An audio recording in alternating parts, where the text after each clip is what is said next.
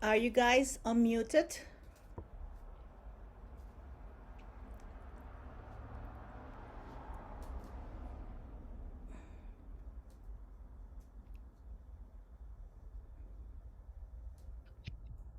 Yeah, Okay, yeah, now. yeah. Michael just turned it on apparently, but yeah, we're in a whole Okay, Saturday. It's not here yet. thank you.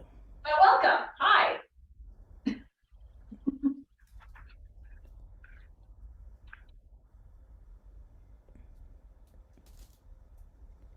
Yeah, all that stuff is from all of this stuff.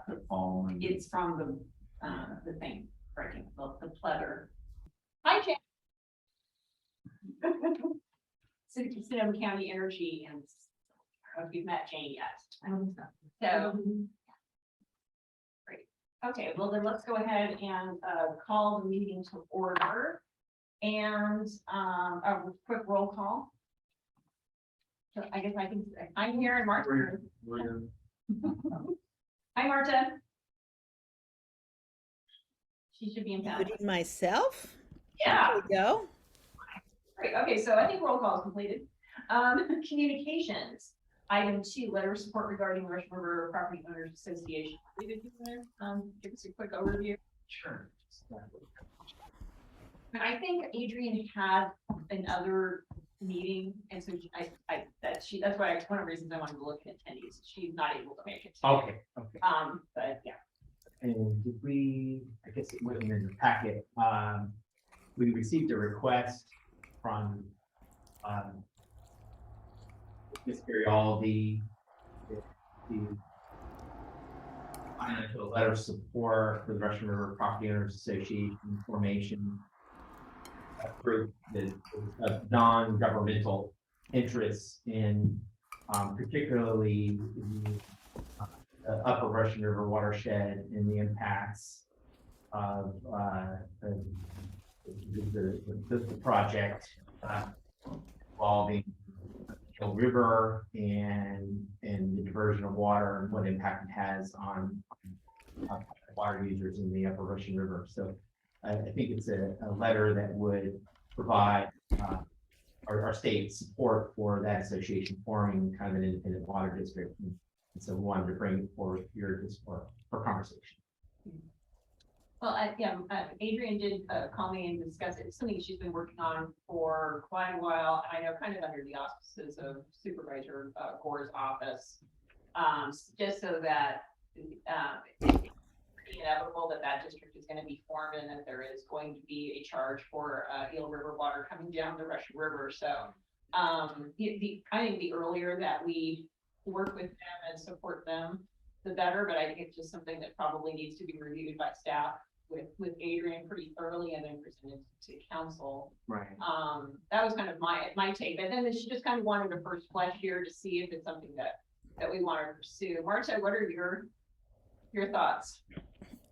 Well, there's such a need for organizing when it comes to water consumption that I support this request, and it's long overdue in Geyserville area. Yeah, well, it's going to be everybody. The northern Sonoma County.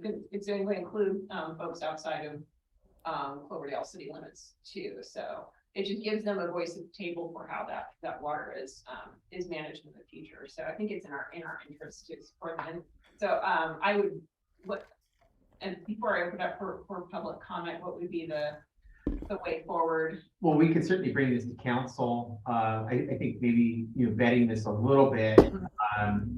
For instance, one of the things that came to mind is talk about creating a water district in Alexander Valley.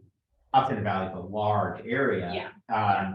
And kind of just, this is not Geyserville. This is right Alexander Valley, and which it actually extends into Mendocino County as well. So I'm not sure, kind of just defining what the geographic boundary of the area that this Russian River Property Owners Association would encompass. Just, I think, a little bit of clarification on the extent of this group and who might be members would help to support whether we want to sign up and whether the council wants to sign.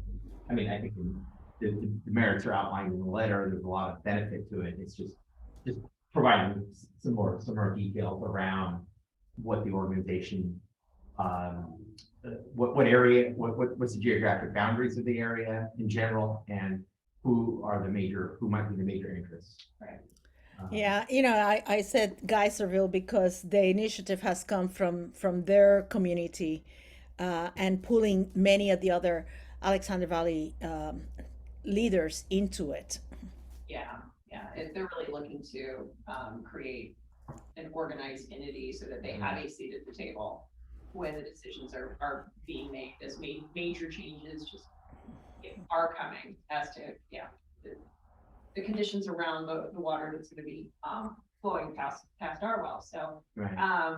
is there, at this time, I'll go ahead and open it up for public comment. Are there any members of the public who wish to comment on this issue?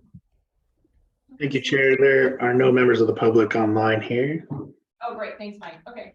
So, David, I think you have pretty good direction as far as where we need to go with this, and we'll look forward to it, coming back to us.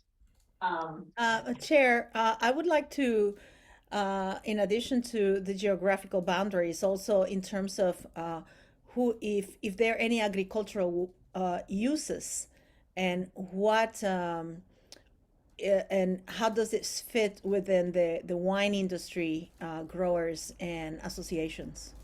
Yeah, I would imagine that's going to be the majority of members for sure. But there's also going to be other uses and other landowners and property owners. So that would be great to have those questions answered before the city signs a letter of Right, support. right. And So- those are all things that need to be considered. I'll work with Ms. Garialdi on, just if there's a map or something we can help to define what is kind of the area that the Russian River Property Owners Association would represent. I know it's Alexander Valley, but Yeah. maybe a little more specific. And then what are the anticipated participating entities in terms of landowners and other economic interests in this group. So that way, it's always nice to have that with the letter so we understand council signing on who we're supporting. Exactly. No, that sounds great. Thank you. Great. So at this time, on item 3, it's public comment. Members of the public may comment on any matter that is not on today's agenda. Not seeing a lot of members of the public. So Mike, you want to go ahead and open up for public comment? Yeah, it looks like no one is raising their hand on this end either. Okay, yep, we don't see anybody in the room, so we'll go ahead and close public comment and move on to item 4, approval of minutes. And there were none attached in the, We'll have likely 2 at the next meeting. we'll have at the next meeting. Great, all right. I love being able to check stuff off the list. So, on to item 5 and item A, update on the general plan circulation element and BMT. Imagine that's our guest. Or David, do you want to give us an introduction? Sure, and then I'll turn over to our community development director. This is a part of the ongoing effort to address the state legislation to kind of transition from the level of service analysis to vehicle miles traveled in terms of the CEQA evaluation of project impacts.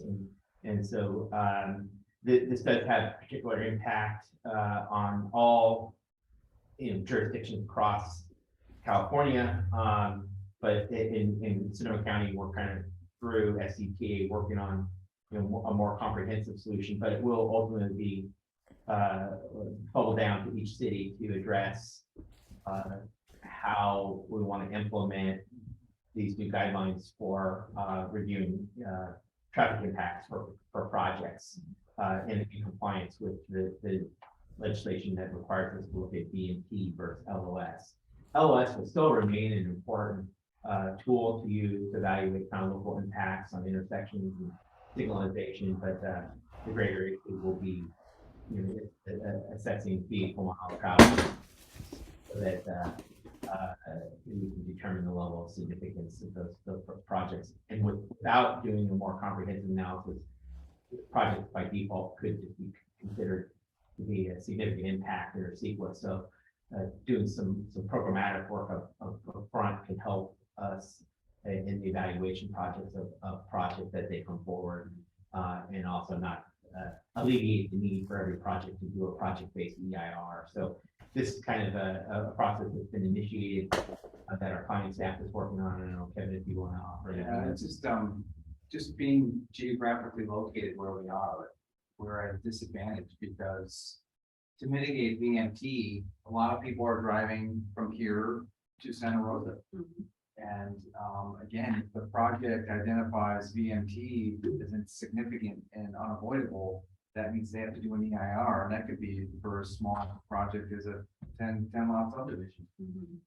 So Ian's with Barron Piers, and they, along with First Carbon, have provided us a scope of work that would include updating our circulation element, and doing, like David said, some programmatic work to help future projects to mitigate VMT. Ian, if you want to give us a little overview of your scope of work, that'd be great. There we go. There's the unmute button. Can everybody hear me? Sorry, I was having some tech issues earlier. Yeah, great. Sounds good. Great. Thanks, Ari. Well, thanks for having me on this afternoon. Hope the weather's nice and warm up there in Cloverdale today. The AC's on here in Walnut Creek, so it's a little chilly. So as Kevin has mentioned, we put together a scope of work in conjunction with First Carbon Solutions to do two main tasks. The first one is to update the general plan EIR to help programmatically clear future development consisting with the zoning and the city's general plan on VMT. The purpose of that work is to then allow for tiering off the general plan EIR. I believe it's section 15183 exemptions. So those projects that are consistent with the general plan zoning would not have to go do a project specific VMT analysis. So they could bypass the need for that and thus avoid doing in many cases what would be an EIR for a significant and unmitigatable, unavoidable impact on a project by project basis. The mitigation measures for those programmatic or for those updates to the general plan EIR usually take the form of revisions to the circulation element because analysis under VMT is so very different than under level of service general plans that are, adopted, late 2000s, early 2010s were just never really set up to, address the need for mitigation for VMT. So by doing this programmatic EIR clearing with the general plan, there would be a need to update the circulation element to address VMT analysis and mitigation at the citywide level.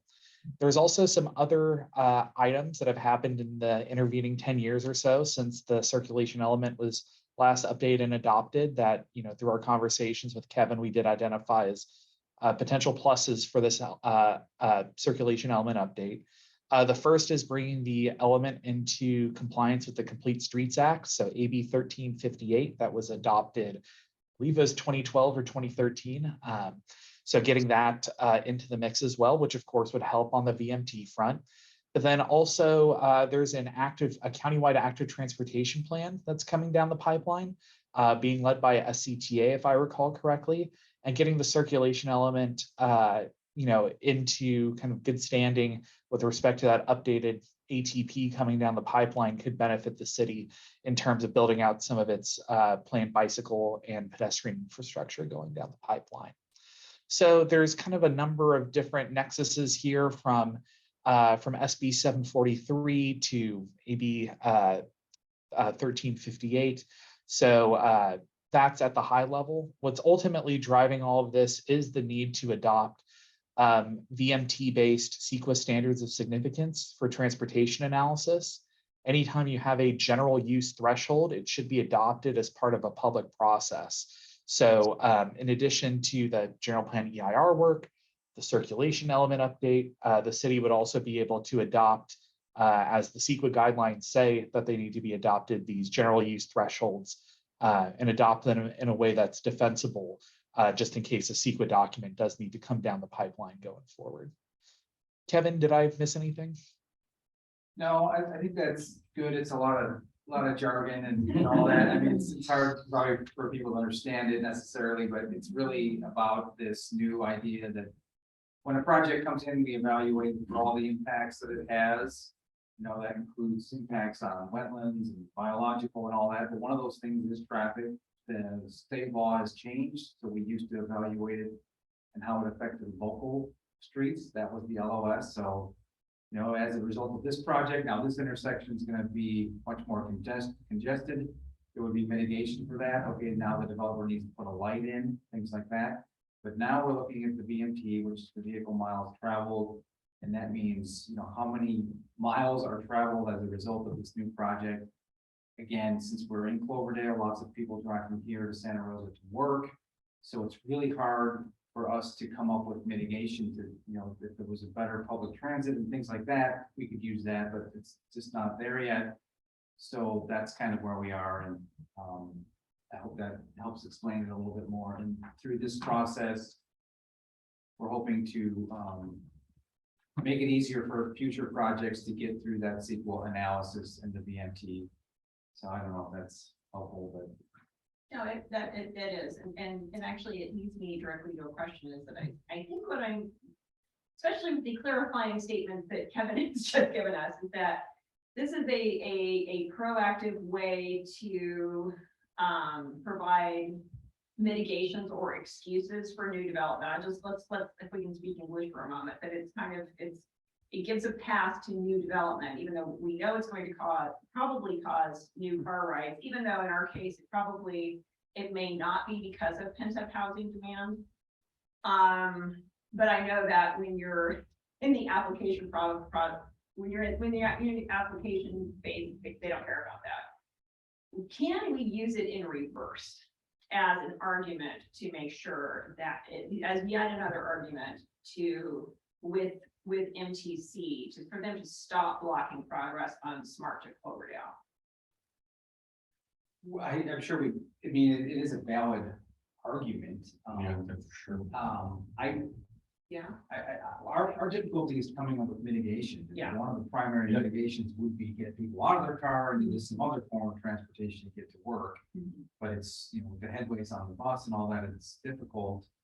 Ian, I don't know if you want. Yeah, but that's what I'm gonna ask you, Ian. So, I mean, I know you're not, this isn't your job. You're not, you know, because this is essentially, we have to have a political solution to this problem that we have with MTC. EMTC, and actually members of our own delegation, MTC, tell us all the time, oh, no one lives in Cloverdale. Smart will never go to Cloverdale. And they're taking that position, even though the taxpayers are paying for Smart.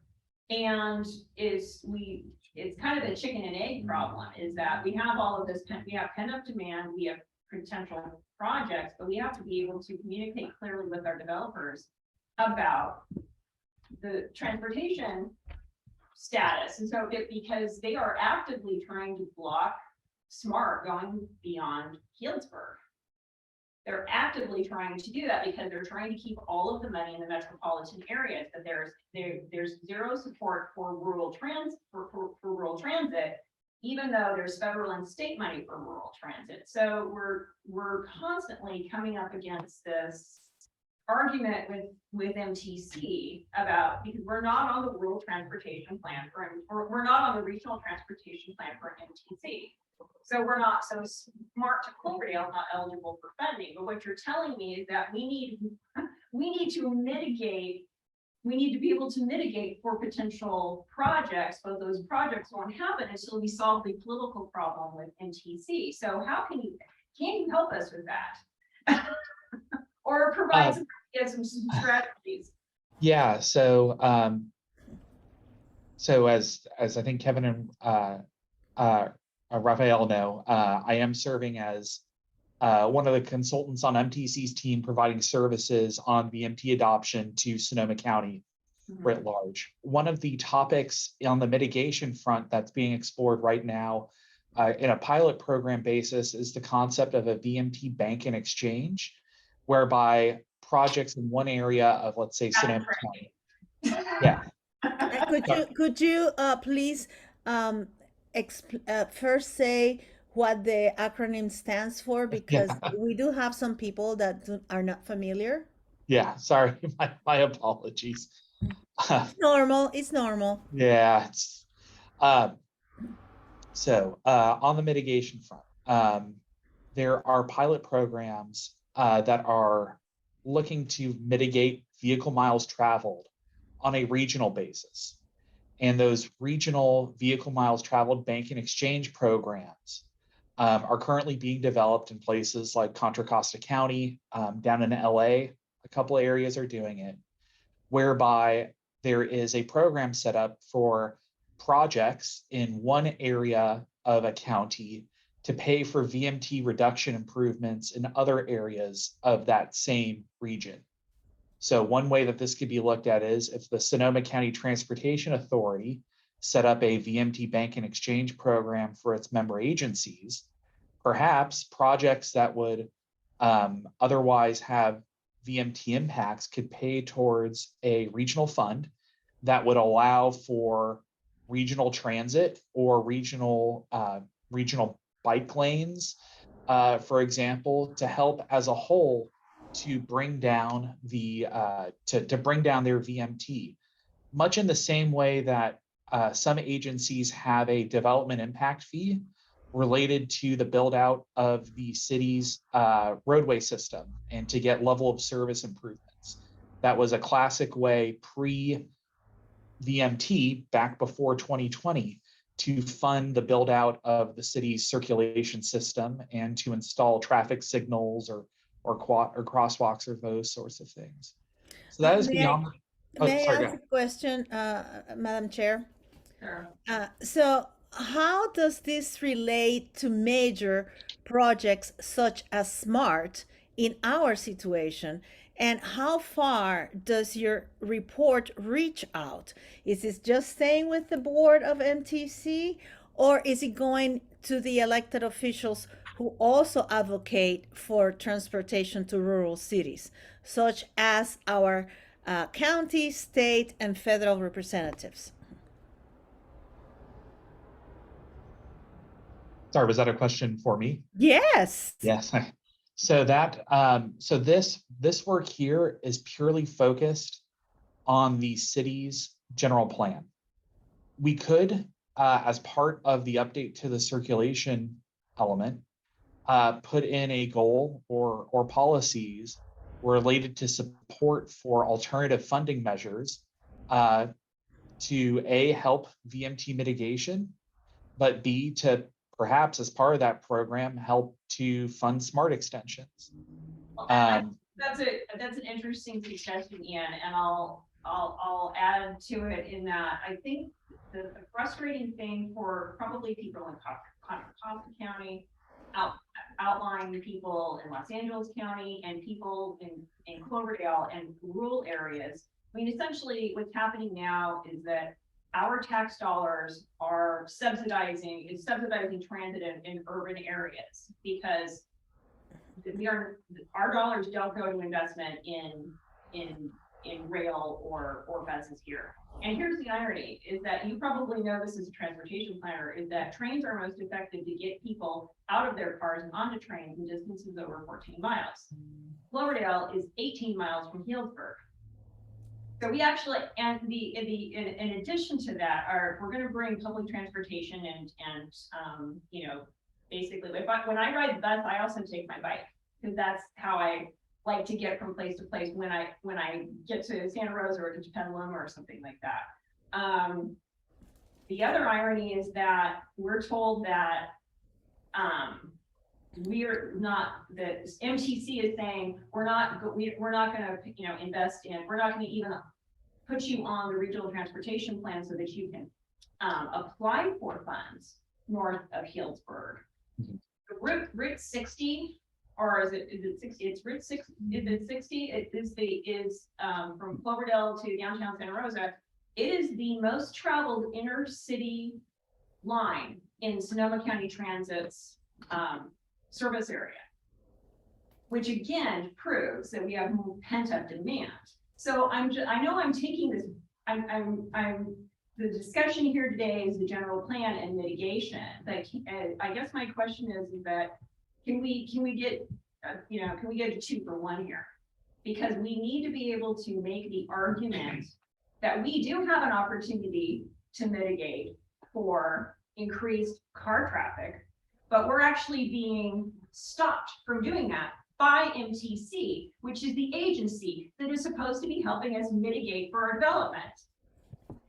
So I'm glad you're inside the building, and because the calls come from inside the building, man. Close your door, Ian. I will also, I hope you're at And home. see, I hope you're- and see, Melanie, we need to keep him in line here with this thought that I personally would like to know, how far is your report going? Is it only for us, or is it only for the MTC board? That was part of my question. You want to answer that? I mean, this is work that he's doing, that they're doing for us. But Right. the question is that since he has an inside track, you understand what I'm saying, is oh that yeah, either, we can spend a couple $100,000 doing this project, and it's a piece of paper that sits on a shelf, and it's our wish list for mitigation. But unless it also has a way that we can solve this political problem with MTC, it is just a report that's worth, that costs us hundreds of $1,000s, and it sits on a shelf, and it's waiting for its eventuality to be put into effect. So how do we get 2 for 1 out of this? Yeah, well, maybe Ian, I'll jump in. You want here. to save him, Sure, David? well, Yeah. I mean, I think part of the question you're asking, Councilmember Bagley, is, I'm sorry, because I understand the problem. I Right, really like it better when council members don't actually understand. what the no, problem- I want council members to fully understand the decision. Yes, because I don't want this to end up on a dead end either. Exactly, So- exactly. And just, from the starting point, we, in our general plan circulation element, we refer to level of service, or LOS analysis. And that's simply really a quantitative tool to assess traffic impacts. The land use, the regulations changed to be more broad, to require VMT, because it's more encompassing in terms of identifying the impacts related to transportation. It brings in greenhouse gas impacts, in particular, emissions, fuel consumption. And so these other pieces that, again, the VMT in and of itself is a qualitative analysis of projects. But where it leads to is, well, how are we going to mitigate those impacts from the amount of VMT that a project is going to generate?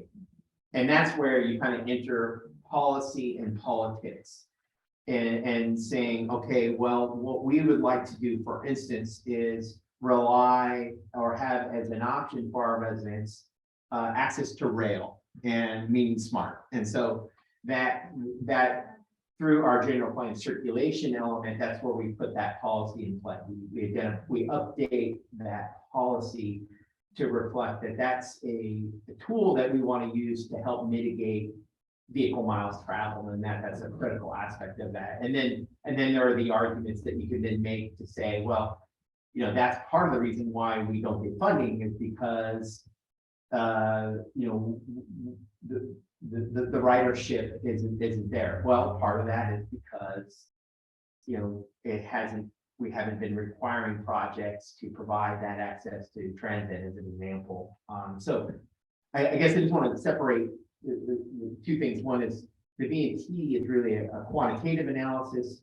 The circulation element, which we update, would then become that policy document where, as council members, you provide us that direction on what kind of policies you want to mitigate those impacts from VMT, and then making political decisions based on your general plan that help guide us where we want to make policy decisions on smart, better transit systems, and other types of improvements. I think Ian's team at Fair Peers would help us with doing the quantitative analysis and making sure that our general plan is compliant.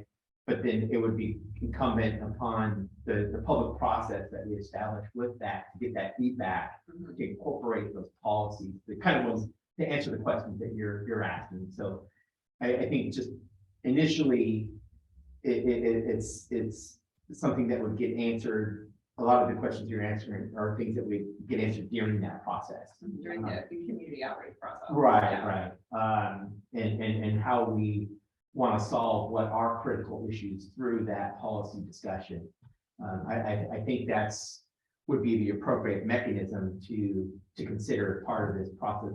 I mean, basically, we're here today to say we're required by the state, particularly S43 to update our VMT analysis and to incorporate that into our general plan so that we're making projects who right now under a general plan are just required to do LOS, to do both LOS and VMT, which I think correct me if I'm wrong, but it will also help with other elements in the CEQA document about greenhouse gas emissions, some of that data, if there are mitigation measures for VMT that could help address some of the greenhouse gas emissions in the other sections of your CEQA document. So it serves a dual purpose too in addressing some of the other CEQA checklist items and some of our other goals around greenhouse gas reduction.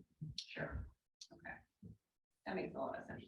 It's the challenge is, it is it's a state mandate and yet there's not a lot of funding to do this. So it's an extra expense for the city to do this analysis. But with that said, it's probably time we look at updating our circulation element anyways. It's some complete street stuff in there. Right. Which we need anyway, because to probably qualify for some of the grant funding that we're already going here. So that makes a lot of sense. Okay. So I think the goal today was really to introduce this as been an ongoing effort that the planning team has been discussing with SCTA, and then it's about how we as a city are going to meet these requirements, and that's where the scope that Farron Pierce and our environmental consultant put together to address the process for complying with these new requirements and also bringing our circulation home. Well, I guess it's also, as you can see, quite a bit of frustration for us as policymakers and those who are to come, in the next election. We're trying to be as clear as possible. We're trying to get resources. We're trying to reach out to consultants to help our case to be heard and seen, as we have continued to be ignored as part of Sonoma County and the Bay Area. This is just one aspect of how we can continue to improve and perhaps to seek solutions for so very many people here in Cloverdale. There are people who cannot really become employed because of lack of transportation. And it's not just only going to Hillsburg or Santa Rosa, but it's also internally.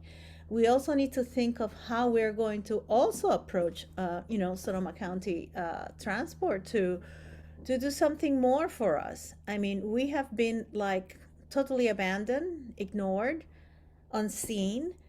And the people of Cloverdale are paying taxes just like everybody else. And as Councilmember Bagby said, we are contributing to metropolitan transportation, but it's not coming to us. And that has to change.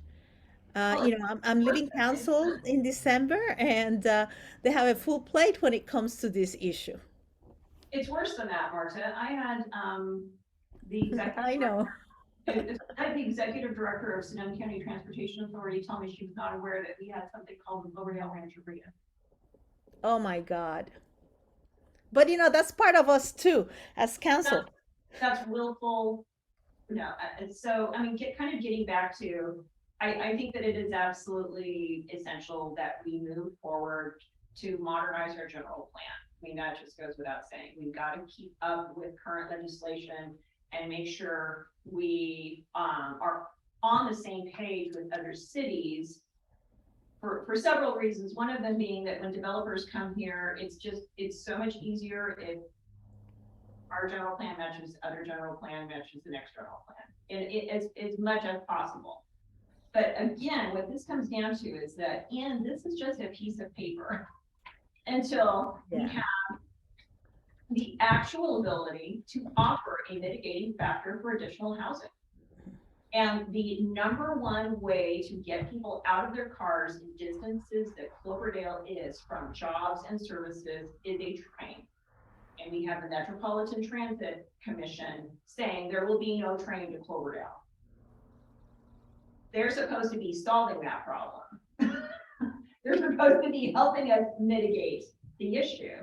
And this will just be another plan sitting on a shelf that's a nice idea about how to get people out of their cars until we have the one solution that is the most tried and true way of getting people out of their cars. It's not even buses every 15 minutes, which is functionally just, it's just not possible in Cloverdale for longer distances. The distances are too great. The answer is being able to get the smart train here. So, you know, I support moving this forward because we've got to keep we have to keep our general plan up to date, and keep it in compliance.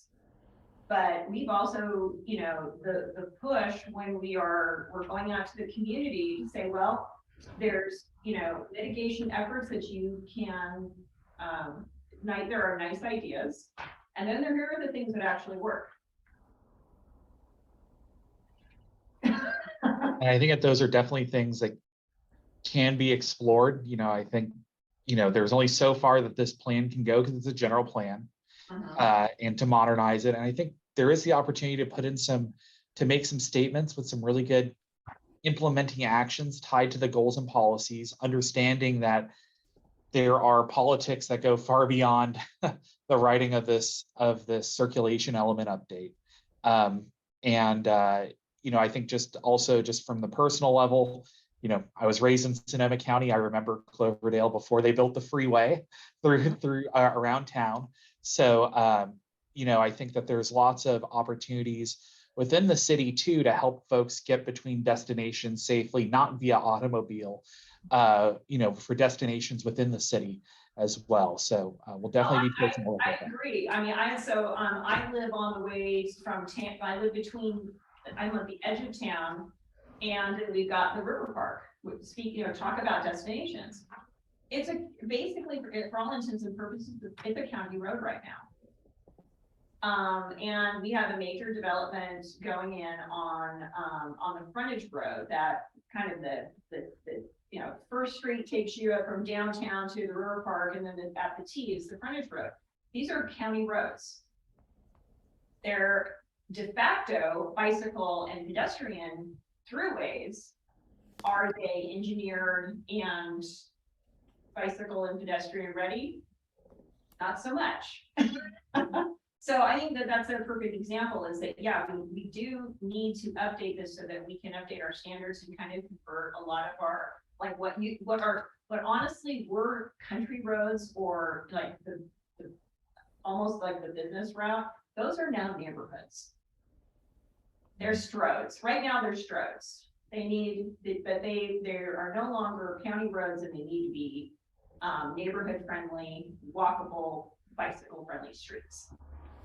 So I mean, you know, as much as I'm gonna, you know, bitch and complain about MTC saying no one lives in Cloverdale, and so, you know, basically blocking our ability to seek state and federal funding to bring rail here. There's also a tremendous need around town for kids to get from school soccer practice to help, and for kids to get from school to boys and girls clubs and after school programs. So there's a tremendous need for it.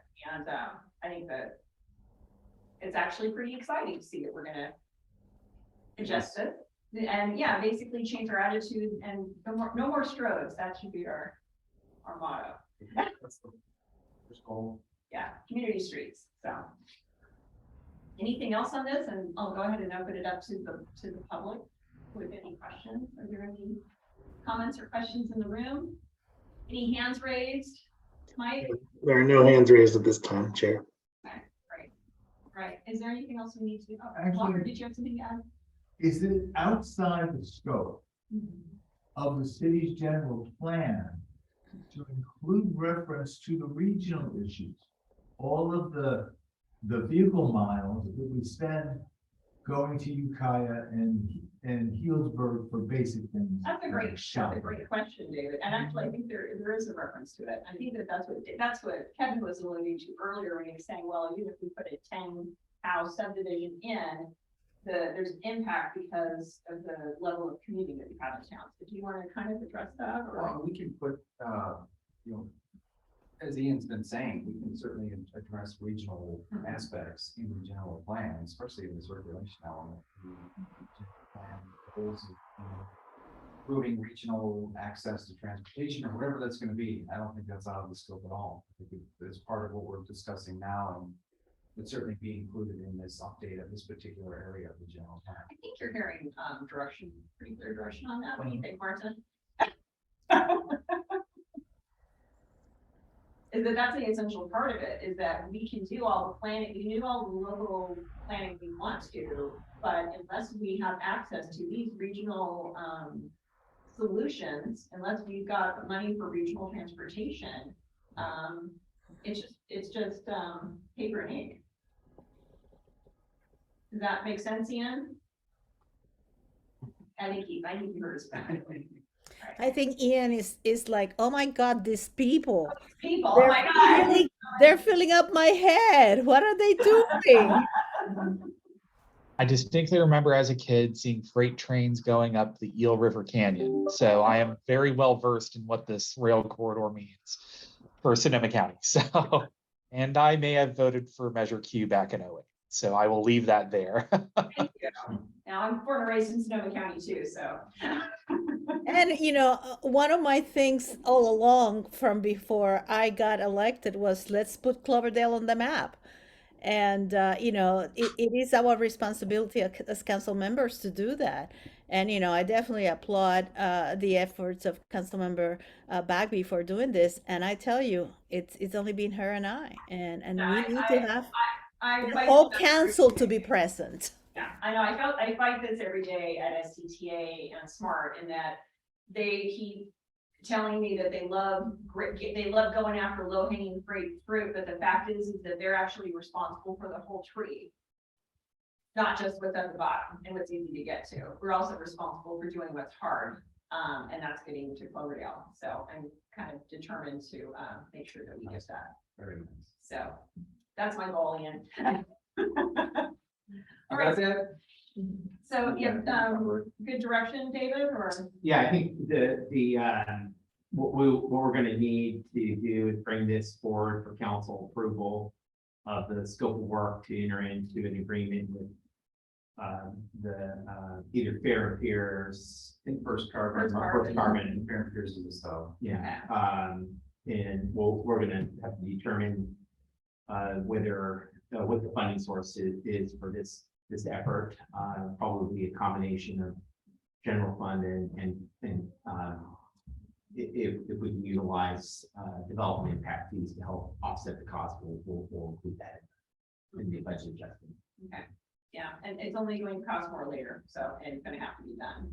Right, this is really a mandate in Yeah. my view, and so it's not a discretionary item. And so it's gonna become critical that we begin this important work sooner rather than later. All right, that's Thanks, it. Ian. Thanks, Ian. Okay, now we get to do something easy, housing. Like, they drive the beat. Well, I can start. The planning team, Kevin and Rafael have been working with Four Leaf on the update of our housing element. We were just recently kind of thrown a curveball because we, you know, in the background to the updated housing element is that you know, in reference to ABAG again, the NTC, the ABAG adopted the updated regional housing needs allocation, or RHNA, for the sixth cycle of the housing element.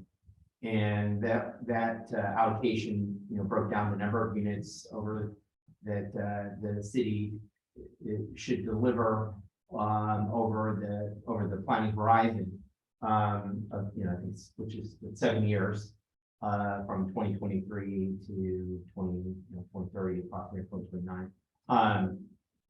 And that the numbers were generally good in terms of, you know, comparison to our neighbors.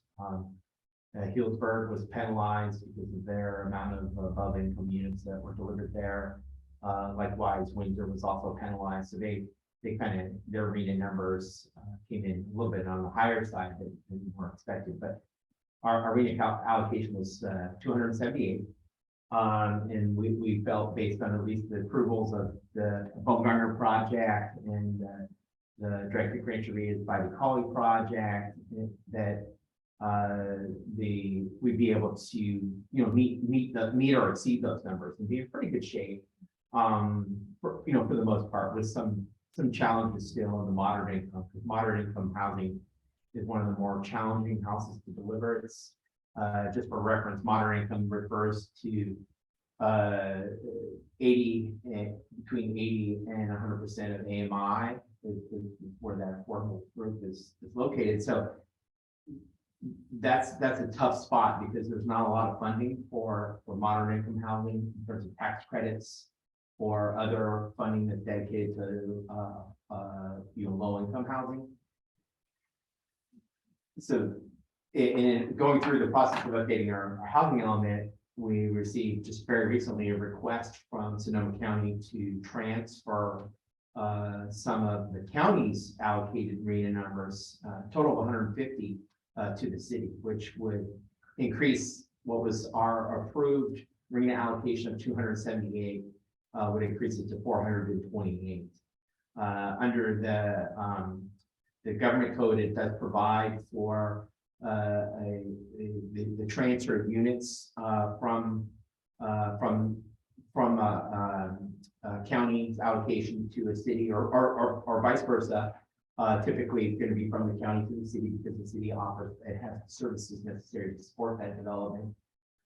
So what we're faced with and trying to address is how to respond to the county's request to transfer 150 units. We did review the requests. What you see on the screen is really just an analysis of those. Yeah, can you move that? This over here. Yeah, move that over. There we go. All right. Of those units. So the county was allocated a very large number of RENA units in the upcoming cycle of 3,881 units. And, you know, many of us thought, well, that's going to be very challenging for the county to deliver that many units. If you think about it, that's about the size of Cloverdale in terms of the number of units that we're talking about, our number of units, but also number of people. But what they've come up with is an allocation formula of 3.85%, which results in 150 units.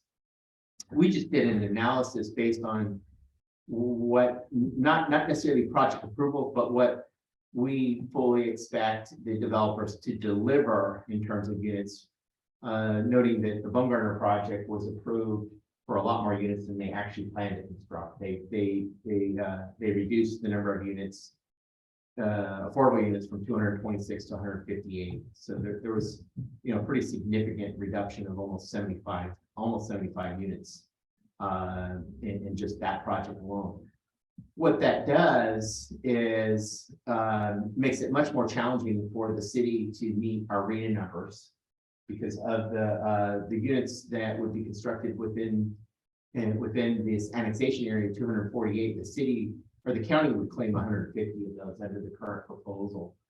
The most probably challenging aspect is that they would also burden us. I use that term burden, but propose to transfer 45 of their moderate income units to the city's allocation. 50 of those units to the city's 45, making it a total of 95, when there's no moderate income units proposed to be built in those annexation areas. So the auspices under which the county is proposing to make this transfer is that the city annexed those two areas, those were annexation areas that the county viewed as areas that they could help meet their arena allocation. But since they're being transferred to the city, they want to transfer the arena number to the city. And we were just advised today that we need to bring this to council at the next meeting because of the deadlines that ABAG has set for consideration of these arena transfer allocations. Unfortunately, we provided this to the county last week, really pointing out the challenge. Well, here, one, this is just an analysis of the impact of the arena numbers, nothing more. But we also did offer our perspective that, the moderate income units are the most challenging to deliver. Here you're asking us to take on a requirement for an additional 50. Which means we have to make those units up somewhere else in the city outside of the annexation area. So that puts an additional burden on the city. And it just raises our numbers, and so it still leaves us, quite a bit under where we would have been had we gotten all the units for Baumgartner. And so, what you see here is just again an analysis of the units that they're proposing to transfer and the percentage. And it was kind of shocking in the sense that the county was proposing to claim, over 60% of the units in the project area that we're annexing, when the city is in effect providing really all the services, the critical services being water, sewer, streets, and police, amongst others. But those are really kind of the critical core services. And so it puts a burden on the city, and here we are, being asked to adopt the MOU that would effectuate the transfer of units, fairly quickly. And we haven't had a lot of time to negotiate this with the county. It's kind of at the last minute. So we did want to bring this update forward to the committee so you're aware, get your perspective. We're going to try to get the county's response as soon as we can, with the plan to bring this forward to get council's perspective on this, whether they would consider adopting the MOU as is or with some modification, so that try to be resolved as part of the housing element update. Because the timeline with the housing element update is they really should. The goal is for them to be adopted by January 31st. So you don't have very much time to kind of wrap up the numbers, identify, finalize the site analysis. So a lot of that preliminary work has been done, but this is a critical piece to that, is resolving what our unit number is that we're trying to address in our housing element update. So a lot to unpack there. This all came to us very short and very short time frame, and we've been working over the last week and a half to trying to address this request from the county, which kind of came by way of our consultant rather than through the county. And I thought that was an unfortunate communication misstep by the county to not engage us directly in a conversation about the annexation and how those might affect our arena numbers. It would have been beneficial if, when the projects came forward, they could put comments in and let us know that, but there's no legal requirement. They had to do that, but just good practice, good communication. So here we are, and we, of course, I don't know, Kevin or Phil, or anything you want to add? The one thing is, even with the increased arena, if we accept this, we are able to accommodate that arena in the next housing element on the zoning we currently have, so it wouldn't throw us in a situation where we have to do zoning changes to accommodate it. As David said, I don't want to go too far with this, but the county. Go ahead. Well, I just checked. Had it developed- I mean, had it developed what the county had, it does zoning designated for, it would be nowhere near this number. Like a house every couple acres. So here we are putting a lot more units. And to me personally, if we can get that moderate down, that might be the best we're gonna do. And maybe, call that good, but.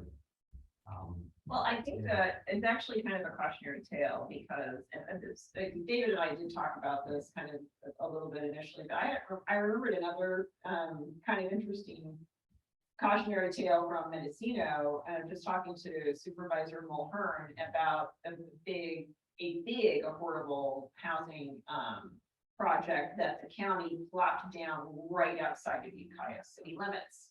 And it's not a good situation. Talk about not having buses, not having great streets. There were like, I don't even know if they've gotten sidewalks there yet, but I mean, it was just, and then the city of Ukiah is scrambling to accommodate, you know, like a couple of hundred families. To make sure those kids can get to school safely, make sure people can get to the grocery store, make sure people can get access. So, that this isn't the worst case scenario. That's the worst case scenario that a city could have to deal with. Is if they actually did plot down an affordable housing project with absolutely no services and no access right outside your city limits. That's actually the worst case scenario. So, but I think that after thinking about it, and this is kind of where my initial response was when David showed me that chart was, we can probably live with most of that except for that moderate housing chunk in the middle. No way. No way. I will die on I will die on that hill. I will die on that hill. That is my that's my feedback. The only way to get moderate, in my opinion, is a large subdivision where you require inclusionary.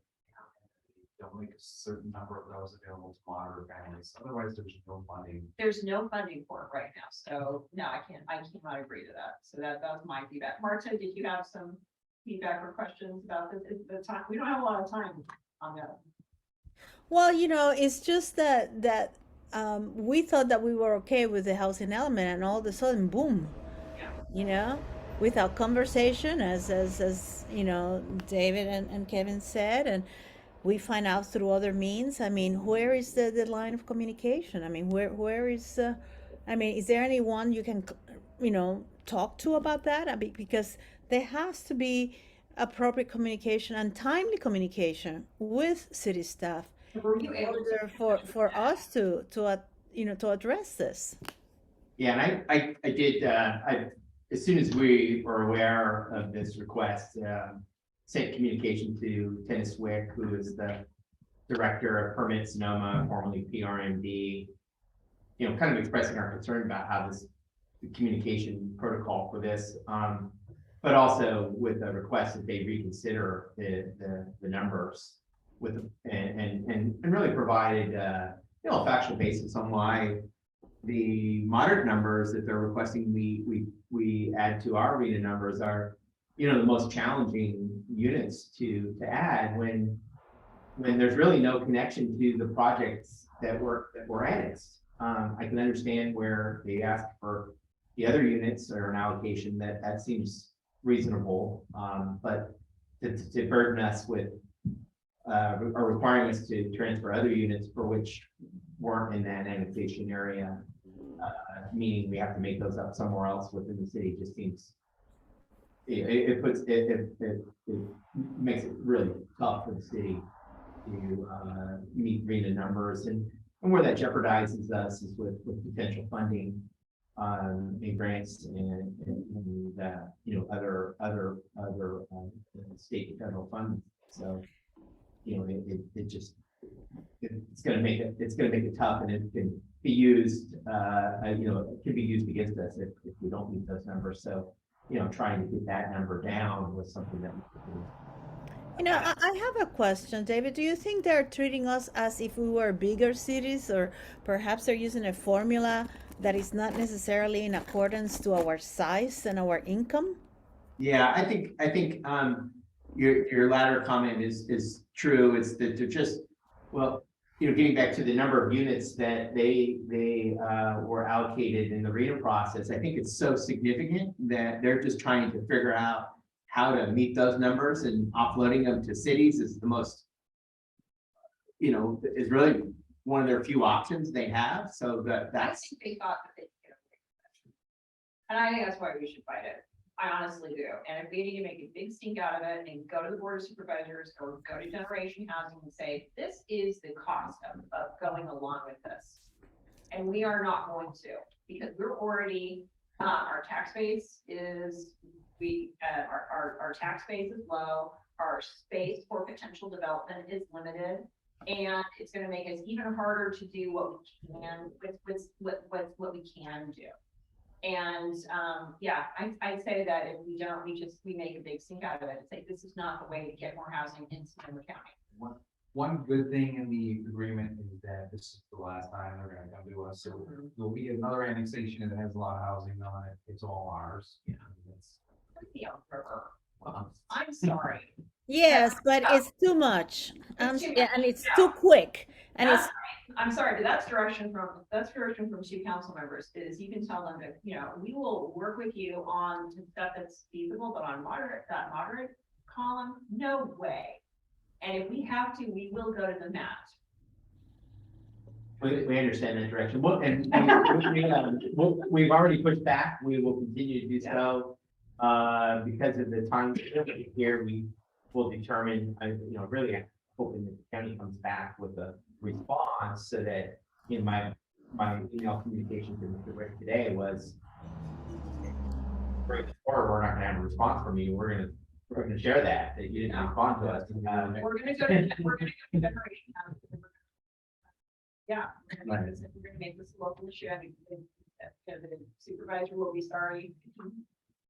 The supervisor will be hearing from us on this, because this is serious. Again, it's like we come back to, it's like if they're supposed to be our partners, you're not supposed to make it worse for us, make it ineligible for funding in the future because we can't meet numbers that we can't meet because they took some of our numbers. So forget it. No, this is bad policy. Forget it. I will die on this hill. And someone's gonna go down with, me. That's all I can say. Sorry, go ahead. I'm just hoping they come back with a reduced moderate, and they do have a legitimate claim to some of these units. Yeah. So we have to acknowledge that. Absolutely. It's just the wrangling over what that number is. Yeah. Mhm. And like David said, the fact that there was no moderate housing proposed in either of these annexations, I mean, why increase that? And the reason for that is that there isn't money You know, anywhere. They know there isn't money. Watch it. and and this also sets a precedence for them to continue to impose things on us. They won't be able to after. that is part of it. That is part of the agreement, yeah. It's a one-time deal, so. Sorry, okay, I should open this up for public comment, just in case anyone wants to dive into this wonderful quagmire. Michael, do we have anybody? No one is raising their hand at this time, Chair. All right, so I think you have pretty clear direction on that. Okay. All right, let's move on to 5C, countywide active transportation plan and local bicycle pedestrian master plan. Okay, so the county, the reported earlier, is updating their active transportation plan, and concurrently, we have a countywide bicycle and pedestrian master plan that incorporates, for the most part, all of the city's proposed bicycle improvements, they both existing in plan, and the county is doing a countywide update. We reviewed the current bicycle master plan, and we have provided our recommendations for modification to the plan to SMPA for incorporation into the update. So I just want to acknowledge both Kevin and Rafael put that together and submitted that to SCTA. Rafael's our representative on the Bike and Ped committee, which is primarily staff members. Some of the changes, just to highlight, that we included on that were identifying a class 1 facility along the Smart Trail. Hey, Mike, in the folder, there's an email, maybe, I don't know if you share a screen. That way. Well, my laptop's not networked to the drive, so just if you let me know what it is, I can email it to myself and bring it up. And then there was some connections to trails within the Cloverdale River Park. Also looking at maybe modifying, there's a class two, on First Street, maybe bring that over to City Park as a destination. So just really, I mean, overall, the backbone of the plan is really well. We haven't, is in good shape. We haven't, fully implemented all the planned improvements, but really looking at areas where there's opportunities for improved connectivity, and or pedestrian / bike trail connections. And those are largely our comments. And so hopefully, the SCTA will be able to include those in their update. And I really appreciate it that they reached out to us to seek our interest in participating in that process. So that's just an update. Comments or questions? Actually, I do have a question. One of the things that, you know, I'd like to see us work on with the county is also like the North County Parks Plan. In my mind, the bike and pedestrian plan and the parks plan would go on one, would at least over, at the very least, sort of overlap, because we want to be able to provide safe access, again, like across town from, you know, City Park to River Park, and from River Park to the train station. Right. And yeah, and all of those amenities. And then also, you know, where are we on working with Great, which, you know, it's like 3 months old, Great Road Trail, and kind of reaching out to Karen here, Great Road Trail, so that even though it's kind of complicated, because SMART's jurisdiction for the trail extends to the Mendocino County line, but it's all called GRT, or it's all kind of called Great Road Trail. And I think that, especially when we're talking about Great Road Trail, is essentially a park. So the trail is a park, the park is a trail. So anytime you talk trails, you're talking, you need to talk parks plan. Every time you talk park planning, you can talk about trail. So everything is pretty overlapped and interconnected. So I'm just wondering, especially since Healdsburg has kind of created their portion of the GRT with their trail through town. The city of Ukiah has kind of completed the section of Great River Trail in downtown. When is it appropriate for us to start talking about the potential trail along Asti Road being our Cloverdale's contribution to the Great River Trail, and partnering with SMART on that? Well, Because it's under SMART's jurisdiction, so it's like. yeah. So, I mean, there's multiple components to that. I think unfortunately, I listed all of them, so. Right. You know, first, just the North County Parks Plan. You know, I know we recently had a presentation by Supervisor Gore, and I think the feedback from the council was for the county to work with us on updating kind of a North County Parks Plan, and that would be part of that effort. I kind of view that as a county-driven effort, but with our participation. Yeah. Thank you. To put those pieces together, and, Yeah. with that said, you know, we got to do our part to identify where we want to see, you know, bicycle and pedestrian improvements. And then you got those. Yeah. So one of the key components for us is we're going to engage in a planning effort for the corridor between Citrus Bear and First Street. And so, you know, that's going to be kind of a stage setting process to identify how we are going to collaborate with SMART. And, you know, I think our goal there, no secrets, is to utilize portions of that corridor to put in a dedicated Class 1 facility, much like it's shown in the original enabling legislation. So it's not inconsistent with that. It's just really realizing that and making sure it's part of our plan as well, so that we can, you know, with development, with other projects, you know, coordinate on how we implement the project. But I think, so we've got multiple moving pieces here. Some of it's going to be local planning efforts. Some of it's gonna be collaboration with the county. And then with the Great Redwood Trail, I think it's also collaborating with them. So it's putting all these pieces together.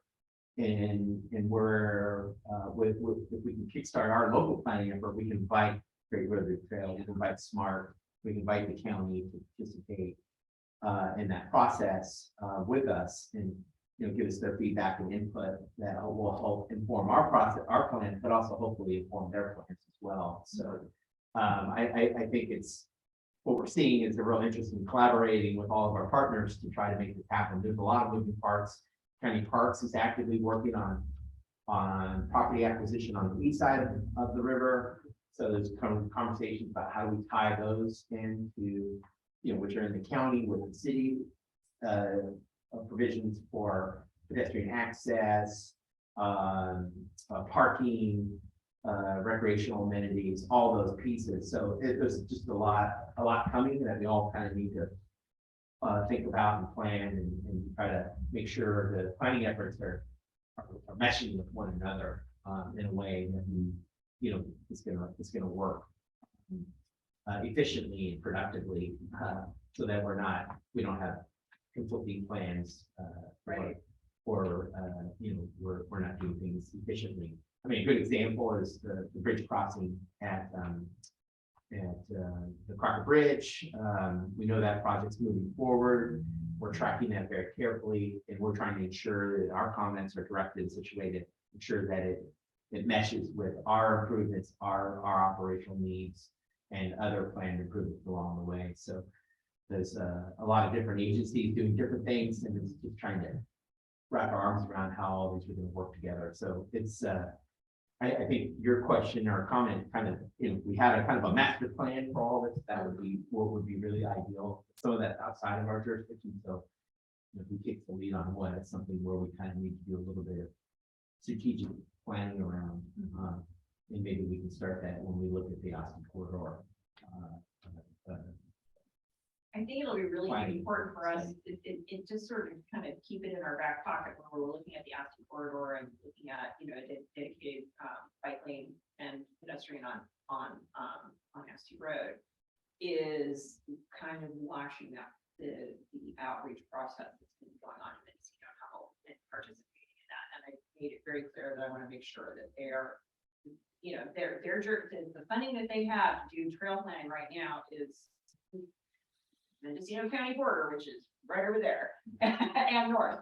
But if we are part of that, then we're, you know, signage standards, all that kind of stuff, we're part of the conversation from the very beginning, so that we know what the best practices will be for us moving forward, so that we're all on the same page and we're not, you know, wasting taxpayer dollars or duplicating efforts. And I think that that's why it's going to be, you know, really important that we stay plugged in with that process, so that we can stay parallel with it and not go off. You know, and I'm kind of making that argument, and I think that Emily is at SMART is very focused on that, is making sure that we are we're all on the same page.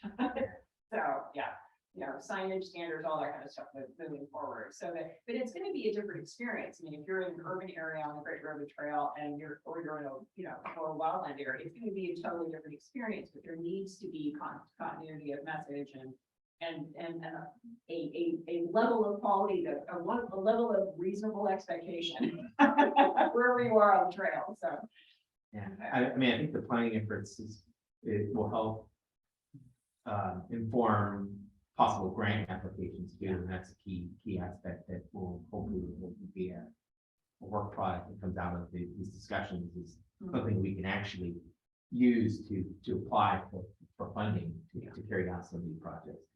It's certainly beyond our means to fund all the improvements. well, and I'm sure it's, and I guess it's front of my mind, because I don't know if I saw, I shared an article, I sent emailed some people, but it's one of the recent Condé Nast articles about in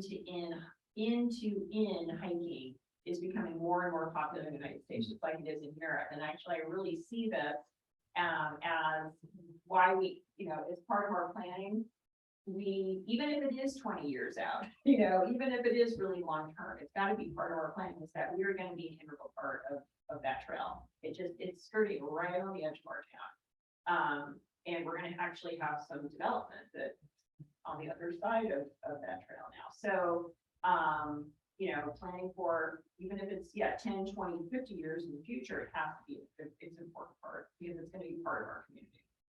Yeah, whether you like it or not, it's coming.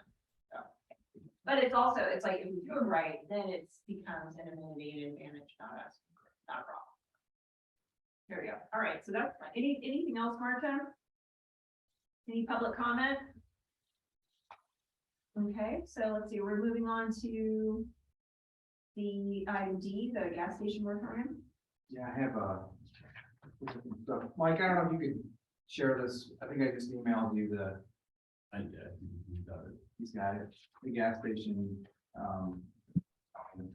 Yeah, it'll be up in 1 second. So we didn't get this ahead of the meeting. I don't remember getting it. No, But I can- you didn't. Okay, that's okay. It's basically, it's taken from Windsor's, Oh, okay. and it, I think, accommodates what the council's concerns were regarding the non-conforming. It allows up to 12 months for reuse and an additional 12 months with approval by an administrative hearing officer. If we make changes, that's it. And it talks about what improvements or changes could be made to a gas station. You know, that seems to be kind of one of the big topics of conversation. Right. You're awesome. What that was. Yeah. So cute. So I don't know, it's, we can go over it. It's, allows some improvements for storm drain, for traffic mitigation and traffic improvements, enabling zero emission vehicle stations, which I think, point out that, I hadn't really thought of it that way, but I think it's a good point. People probably don't want to charge there. No, I charge someplace where you can't buy a John use. Um, There must be a John, if I can implement, a zoning change, there must be a John use by all of our charging stations. Not gonna work. well, we can try. So I don't know, to me, this, David found this and it seems to really, hit all the points that were brought up at the city council, and this would be a new section in the zoning ordinance that it was different from our normal non-conforming 6 month, 180 days, you're out, you gotta start over. This gives them a little more time, and it addresses how they can expand, not expand, but how they can modify their business. And, Is this from the Kentucky or the Petaluma?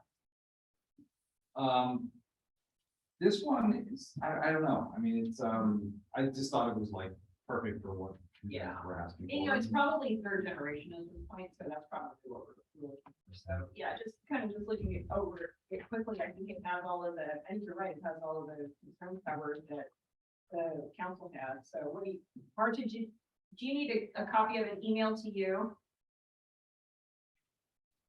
Can you just email to her really quickly? Yeah. Yeah, just in summary, I think what we heard from council was just concerns over, if one closed, could one reopen 6 in space? And, that's where you have to look at the non-conforming provisions in your zoning code.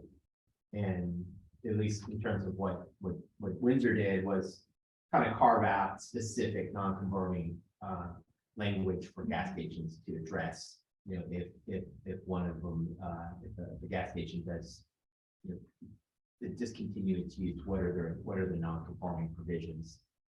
So they're very specific to gas stations and associated with the corresponding ban on future expansion or new stations. So we looked at this and thought, this could maybe serve as a model in terms of what the council's direction was.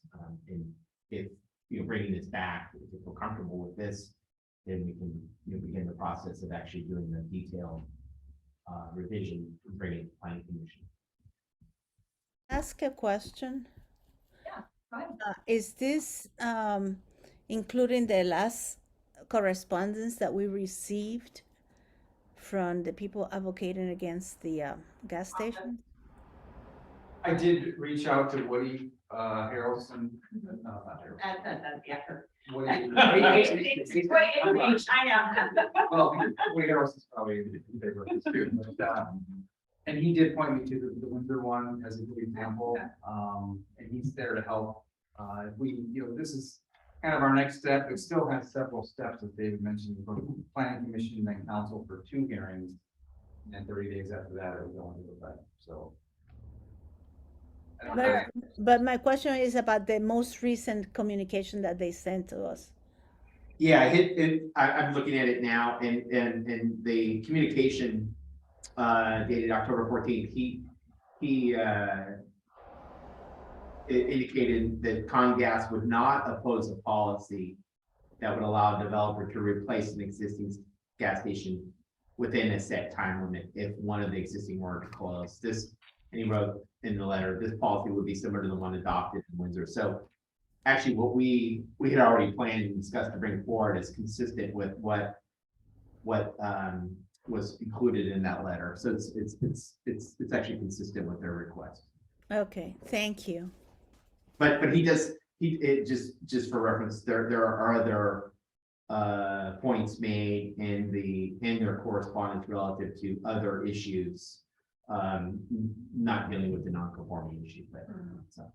Well, I think my concern too about the, oh yeah, we're gonna convert gas stations to electric charging stations, is that they're fundamentally a very different use. And they should fall under different zoning. I mean, gas stations especially, newer ones are in, auto-oriented commercial zoning areas, whereas charging stations are, usually located where you can get in other services as well, where you want to actually spend your time on picking up.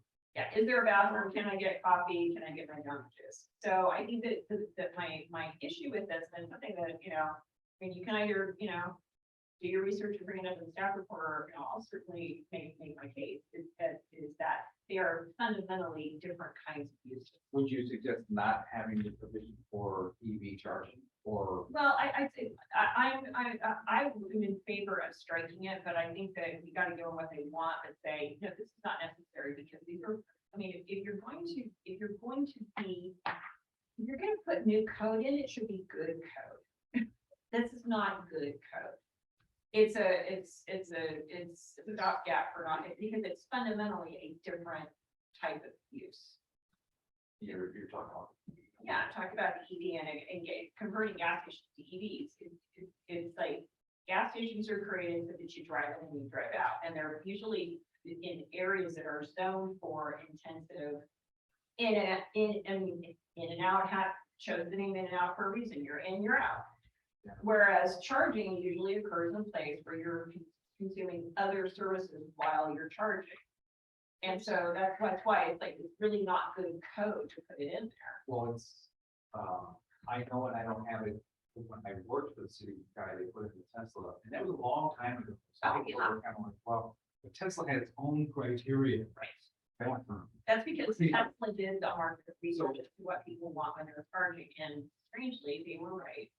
I mean, it could be used as development to get someone captive downtown for that. Exactly.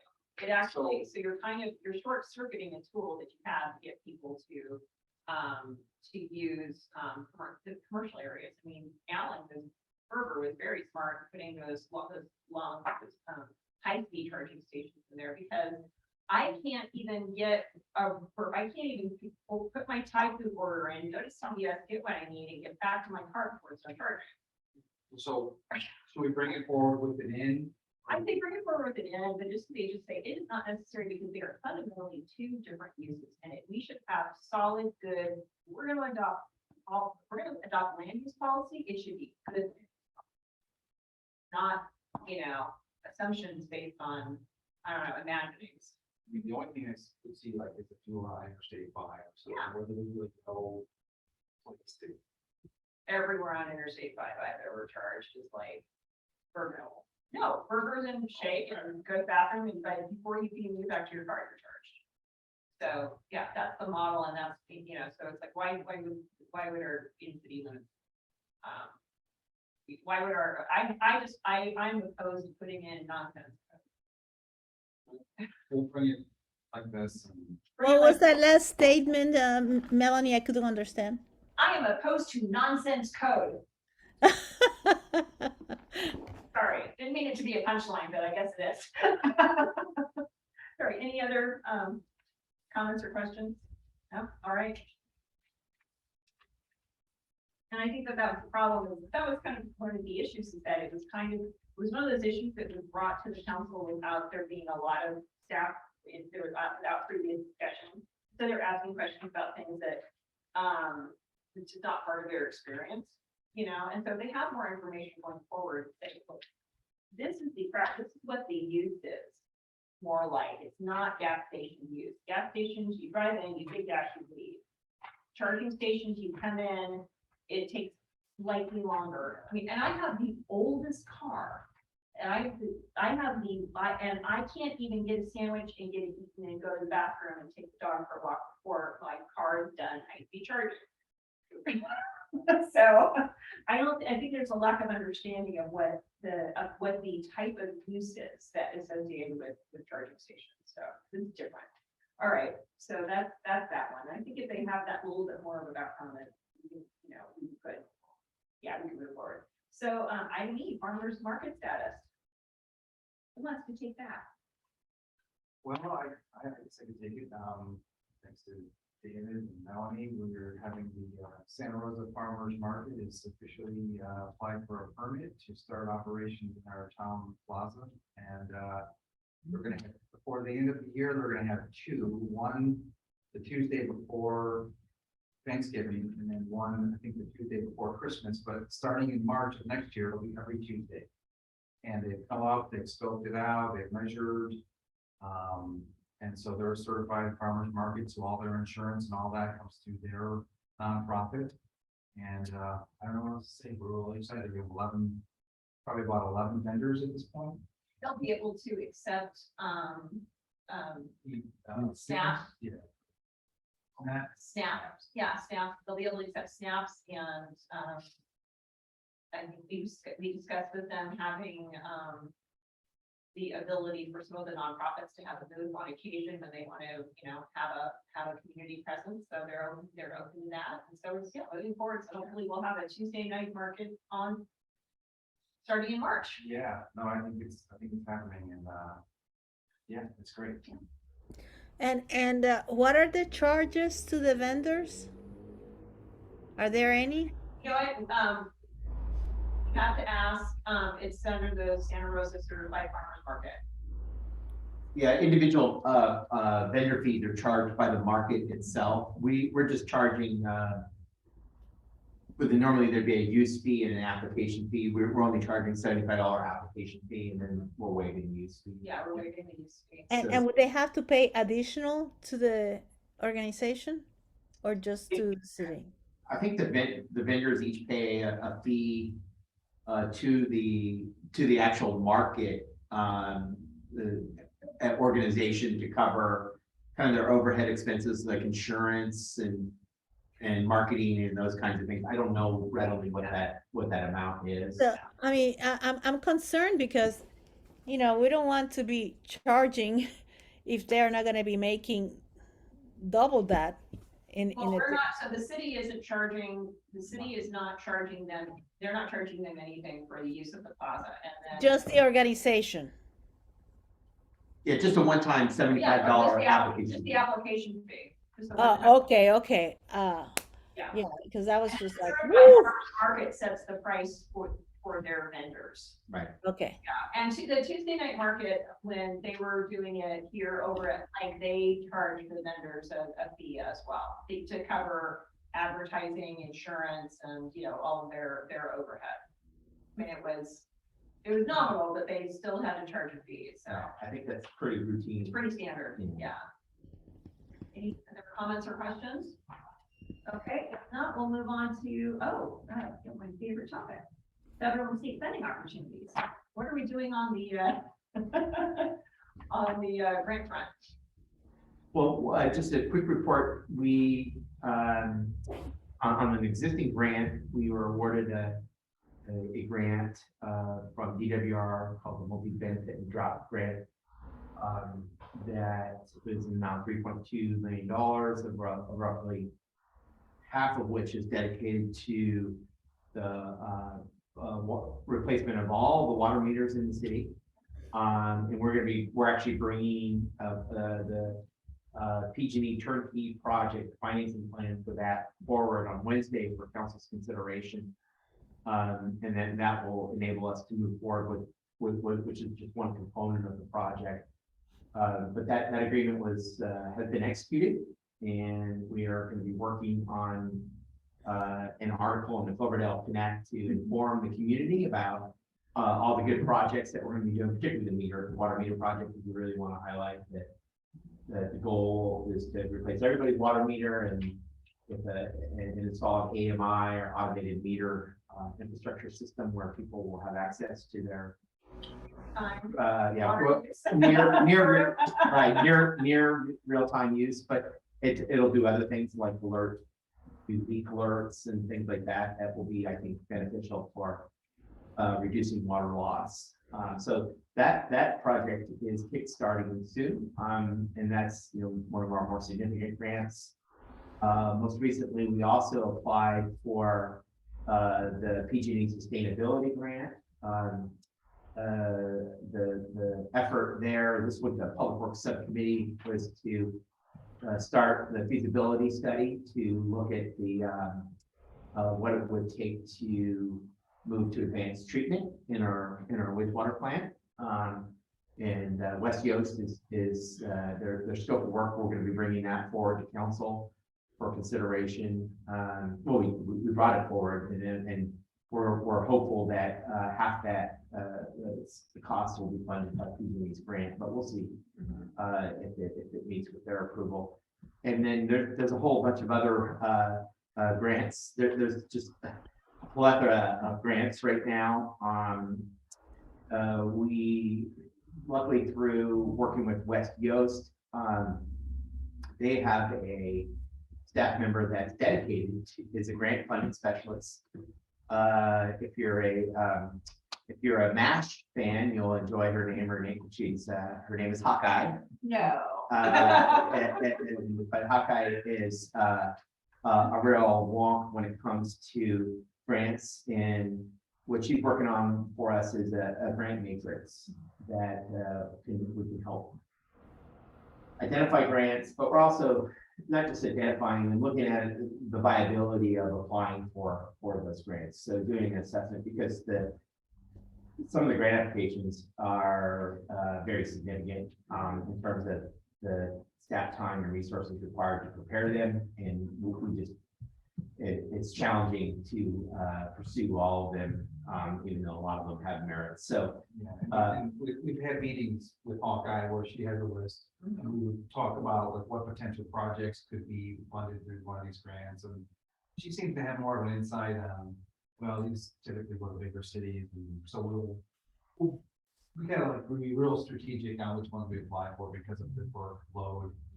So we have applied for a couple, and the other one is the CDBG, right. which we council approved the resolution last time. So that's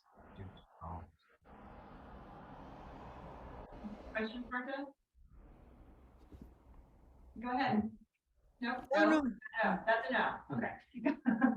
Any public comment or questions?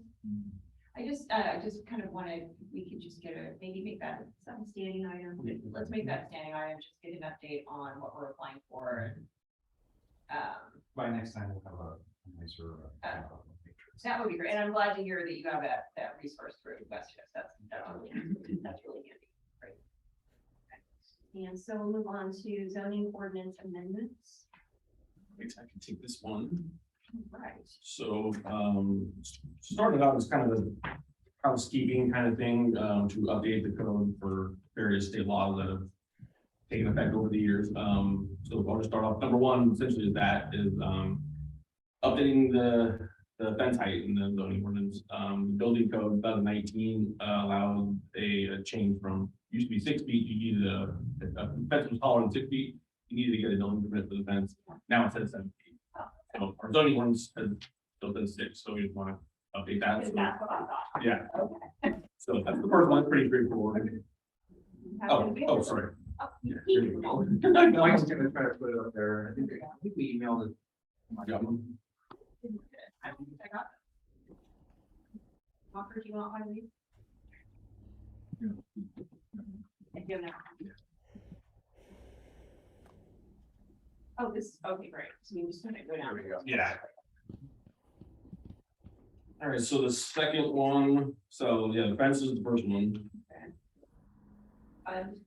Fence is, or sorry, number 2 is plan unit development. So essentially in our code for the plan unit development, now this is, you know, the Bumgarner project, this goes, anything that comes in that subdivision that kind of wants to vary from the code a little bit, they apply for the plan unit development. And we have 18 of them now, I think 19 in the city. So in the code, it says that a variation is allowed except for a couple things. For residential project, it says that we can't vary from the rear yard setback or the floor area. But we've got examples that go back to at least prior to the year 2000 that we have varied from the rear yard setback. So I just wanted to get the okay to essentially, you know, correct that kind of non-conform or, you know, non-conformity really between practice, what we're actually doing in reality, what the code says. So to allow, basically allowing a reduction in the rear yard setback for residential. That's what I'm recommending to, yeah. So number 3 and number 4 kind of have, they're similar. But number 3 is, this is especially about SB9. So SB9 is already taking effect at the law of the land now. And SB9 basically says that, and this is all have to do with R1 districts, single family districts, that any single family property, any property owner in a single family district can subdivide their property, you know, according to some standards that we still have to adopt. And this is, I guess this is kind of, you know, not really the cart before the horse, but this is kind of like something that we need to do, but there's going to be a bigger thing later on, kind of like when the ADUs came, we had to kind of adopt our whole, kind of redo our whole code. We're gonna have to do something with the SB9, but this is almost like a minor thing that we kind of would like to take. I personally would like to take care of sooner than later. So with SB9, like I was saying, you can take one lot and subdivide it into 2 and build a duplex on each of those lots. So taking one lot and you can have 4 units on it essentially. And we have to be, SB9 says we have to allow that by ministerial process right now. So our code says though that any project that has 2 or more residential units, we have to go to major design review. And that's anything that doesn't agree with SB9. So I think it's, and so I'd like to change our minimum requirements for design review up to 5 units. And that would be kind of similar to number 4, which is subdivisions. Subdivisions are considered a minor if they're less than 5. So if it's a 4 lot subdivision or less, then it's a minor subdivision. And our this one isn't really something that is a state law that says that you have to allow a ministerial process for subdivisions that are minor, but knowing that we're going to have to update our housing element coming soon, our housing element consultant let us know that HCD, the Housing and Community Development State HCD, is going to look at that as an impediment to housing, and we really shouldn't be allowing minor parcel maps through a ministerial process. A lot of other cities. Yeah, they were saying, yeah, I was surprised to say that we possibly allow them through a ministerial process. Well, and also the grand jury, you know. Yeah, that- recommendation. I think that was one of And them. we just went to planning commission for. A 2 lot subdivision, you know. Oh, that's ridiculous. Yeah, and so yeah, 3 and 4. 3 is changing the design review from 2 to 5, and I'd like to do kind of similar to the same thing for subdivisions, changing the process from public full on public review before the planning commission to a ministerial process for minor subdivisions. That's 3 and 4. Okay, those all sound reasonable. Martha, do you have anything on that? Okay. And number 5 is from the police. This one's pretty straightforward. Our parking signs say 20-minute parking, but our code says 24 minutes. And so they can't ticket something that doesn't match the code. So that's a simple fix. Instead of the chief recommended just, you know, essentially modifying the code instead of taking down all the signs we got there and changing the signs, let's just change the code. So, That's not 24 minutes. no, sorry, I should say PUD code. Well, that is what. just we have like taken something that wasn't just zoning. Like number 4 is actually under the subdivision, that's chapter 17. Yeah, so this is, number 5 is chapter 10, the parking code. So number 6 and 7 are, I guess this is more like kind of what we really would want you to weigh in on. We didn't want you to weigh in on the other ones, but these ones are a little bit more of a, even, we kind of know this was a little bit of an ask. So, we just finished our downtown, parking plan, which, or not parking, our downtown zoning update, which we have used SB2 money, with the intent to allow more residential, uses in the downtown zoning. Some of these may hope should have been in there, but, anyway, with the new housing element coming up, we were just trying to allow, more housing in any way we can. So, number 6, we'd like to amend the table, the permitted uses table in the commercial zone to allow, first and second floor multifamily in the commercial, in the GC zone, through a plot plan instead of a conditional use permit. It says conditional use right now. Yeah, so I just had a little paragraph here that just talks about, there's not that many parcels in the city and all that are zone GC, there's only 12 of them, and 4 of them are developed with single family residences, a quarter of them are developed with single family, not including the ones that are developed with multifamily.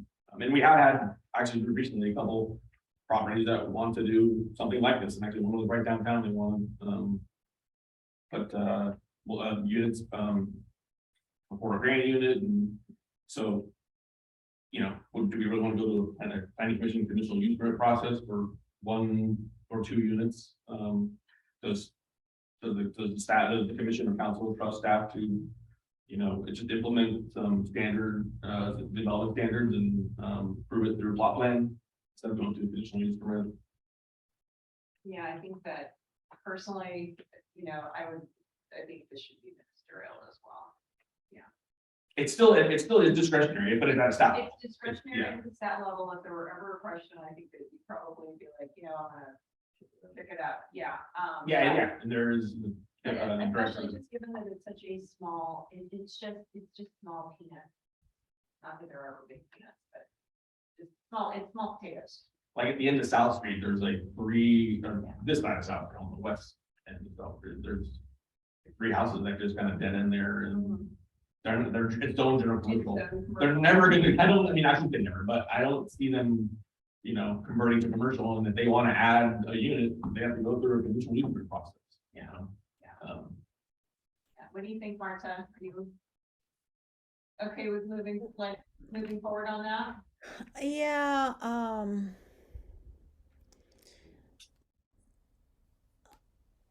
I don't know about single family residential and commercial zones. Yeah, that's the next one. That is a little more. Yeah. So this one, number 6 is multifamily, going from basically conditional use permit to a plot plan review. Yeah. It was allowed in theory, it's just. Yeah. Because, we have the example of Plank, I don't know, they're like what, 7 units on top of Plank? Is that what it is? And that kind of, Well, I think because it's multifamily, I'm kind of more inclined to go along with it because it's more intensive uses downtown, and we need more people downtown. So yeah, but I think 6 I'm okay with. 7, I guess we need to talk about that. yeah. So no, I think we need some of that downtown. Yeah. Okay, so 6 maybe. Yeah. 6 7, fine. Yeah, let's talk about that. Yeah. So yeah, similar to 6, this is just more on single family. They're currently single family residential uses are permitted in the ORM, which is the office and multifamily zone right around the downtown commercial, but they're not permitted in the downtown commercial or any of the service commercial or TOD. And kind of like I talked about, there are existing single family houses in those, but yeah, do we want to, I guess, this would open the process to people just to allow, more than just want to develop a downtown property with just single family. This will allow them to do that. I think I'm saying through conditional. So, Brooke, on this one, you're saying you could build single family residential or commercial, right? And under this provision, anywhere in the city. Yeah, So in Fervor, you could build a home. Yeah, and, Single If it were available. Yeah. Yeah. Yeah, and again, we're not necessarily, we're just asking yeah, your guys' opinion Yeah. on this. I mean, it's just a guy right here and that's fine. Yeah. It's, I just kind of feel this one is, kind of like the last example, we talked a lot about this when we did our downtown commercial planning. I don't Yeah. think there wasn't a lot of support for this. No, there's not. Okay. Now, how will this change with, I can't remember, there was so much legislation passed, and most of it got signed, but I know that there was a bill on the governor's desk about allowing residential development in commercial zoned areas. So how does that affect us? Yeah, we're waiting for, Alex with doing an analysis of the legislation, what impacts it would have on the city. We haven't received that yet, so I think that will be something that will help inform the process. If we can get away with it, I'm just inclined to go along with, single family houses, places that are zoned for commercial for specific reasons. We don't have a lot of commercial. And, if the whole idea around commercial, or what kind of this neighborhood allows us to do is at least if those are, like, if you've got your downtown and then you kind of have multifamily, it's kind of a buffer into the single family neighborhoods. It's kind of, it's that nice little buffer zone, and that's what it was really designed to do. I mean, if it turns out that it's illegal for us to do this, based on new legislation, that it's illegal for us to do that, but I think that it's possible for us to leave it as is. That We'll will check on that. Yeah, just running this in my mind after this, so one thing that maybe would help that actually, one example of how this came up is like behind Bolt. I think the owner, property owners there, they got a tenant there that's been running the store for years and they want to build a little unit for her in the back. So that would be like a single family, because there's no existing, so like that, but just think about it, like maybe we can allow live work, we do allow live work in the code, but it's only in the industrial. Or, yeah, so maybe that's maybe that's the answer. I think that's. Allow live work in the other zones. Manned areas is live work, and if, We only won't have it in one zone. okay, that's. Maybe that's what it is. Yeah, okay. I have a question. There's this property for sale, what is it, Third Street and the Boulevard? Do you have any idea? Single family house there? No, there's a big property for sale there. And there is next to is next to an apartment building and next to a single, Oh, that big lot. Oh, okay, yeah. yeah, that big lot.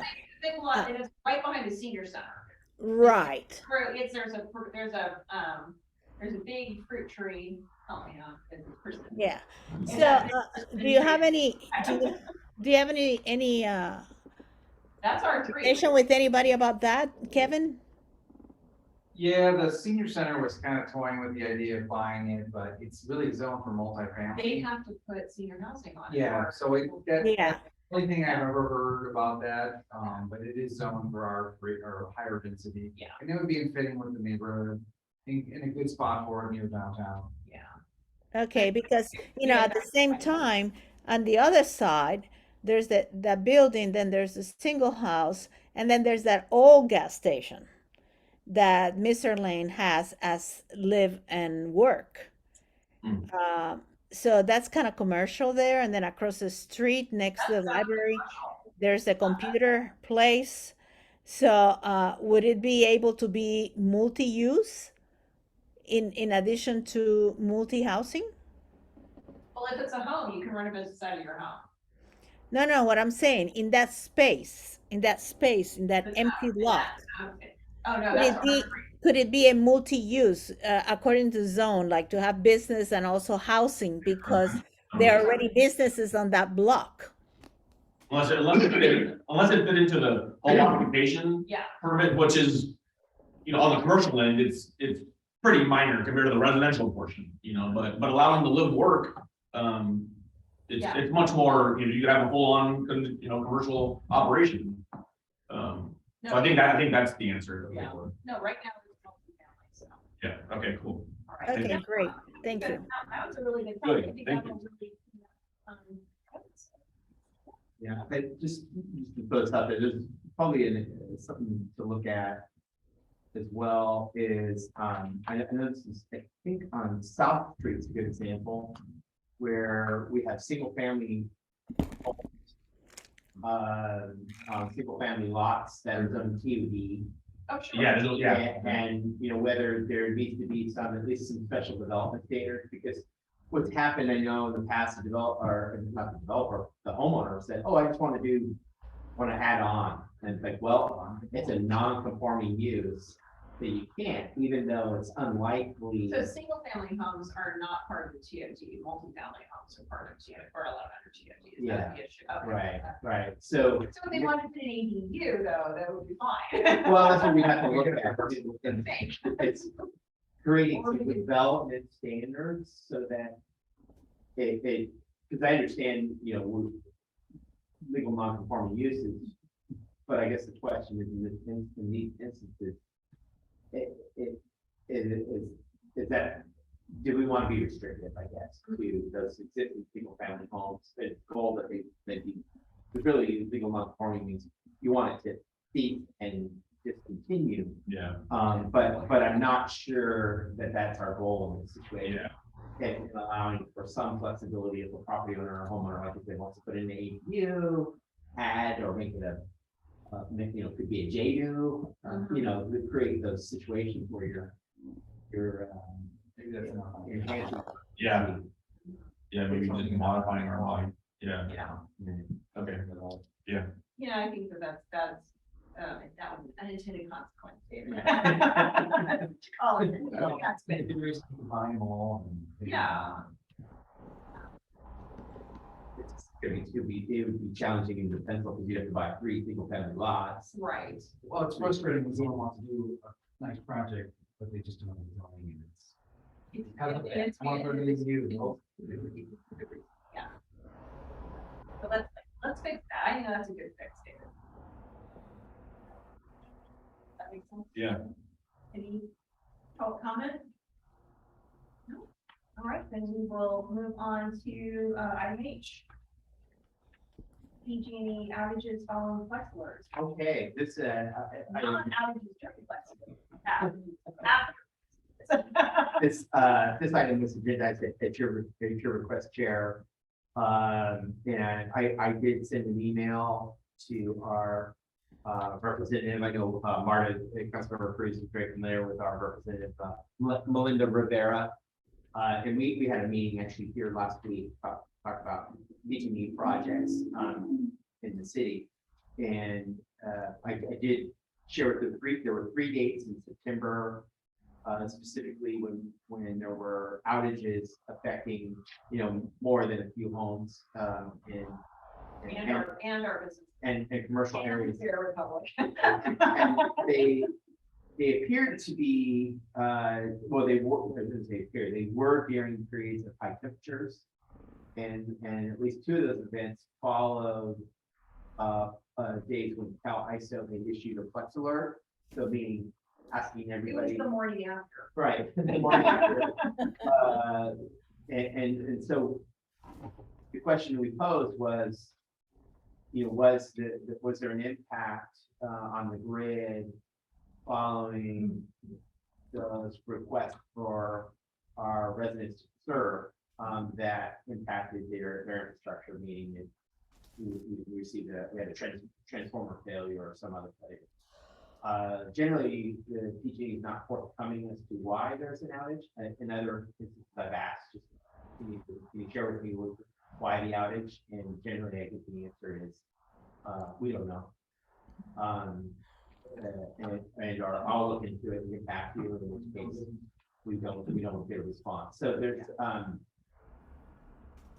it'll be interesting to see what response we get from PG, and I'll follow up to see if I get any information. Happy to put that out to share if I get a response.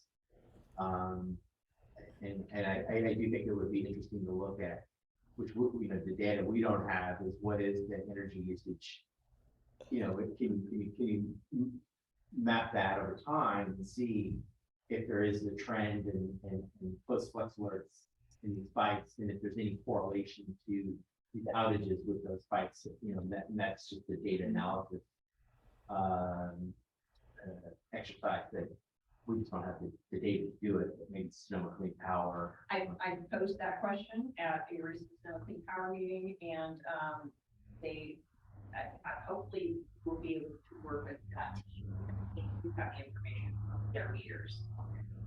It's just that they don't have the information, you know, from the PG substation as to what the cause of the possibly at the substation was. But it wasn't just that; it was Morgan Hill, it was Guilford, it was other municipalities had outages the morning after a flex alert. And I think everybody turned their appliances on the next morning when they thought it was okay to do that, and that's when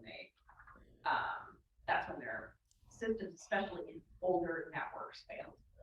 And that's what I think needs to be exposed, and that's what we need to say that is absolutely unacceptable. When you ask ratepayers to all work together and draw down, and California responded, everybody drew down.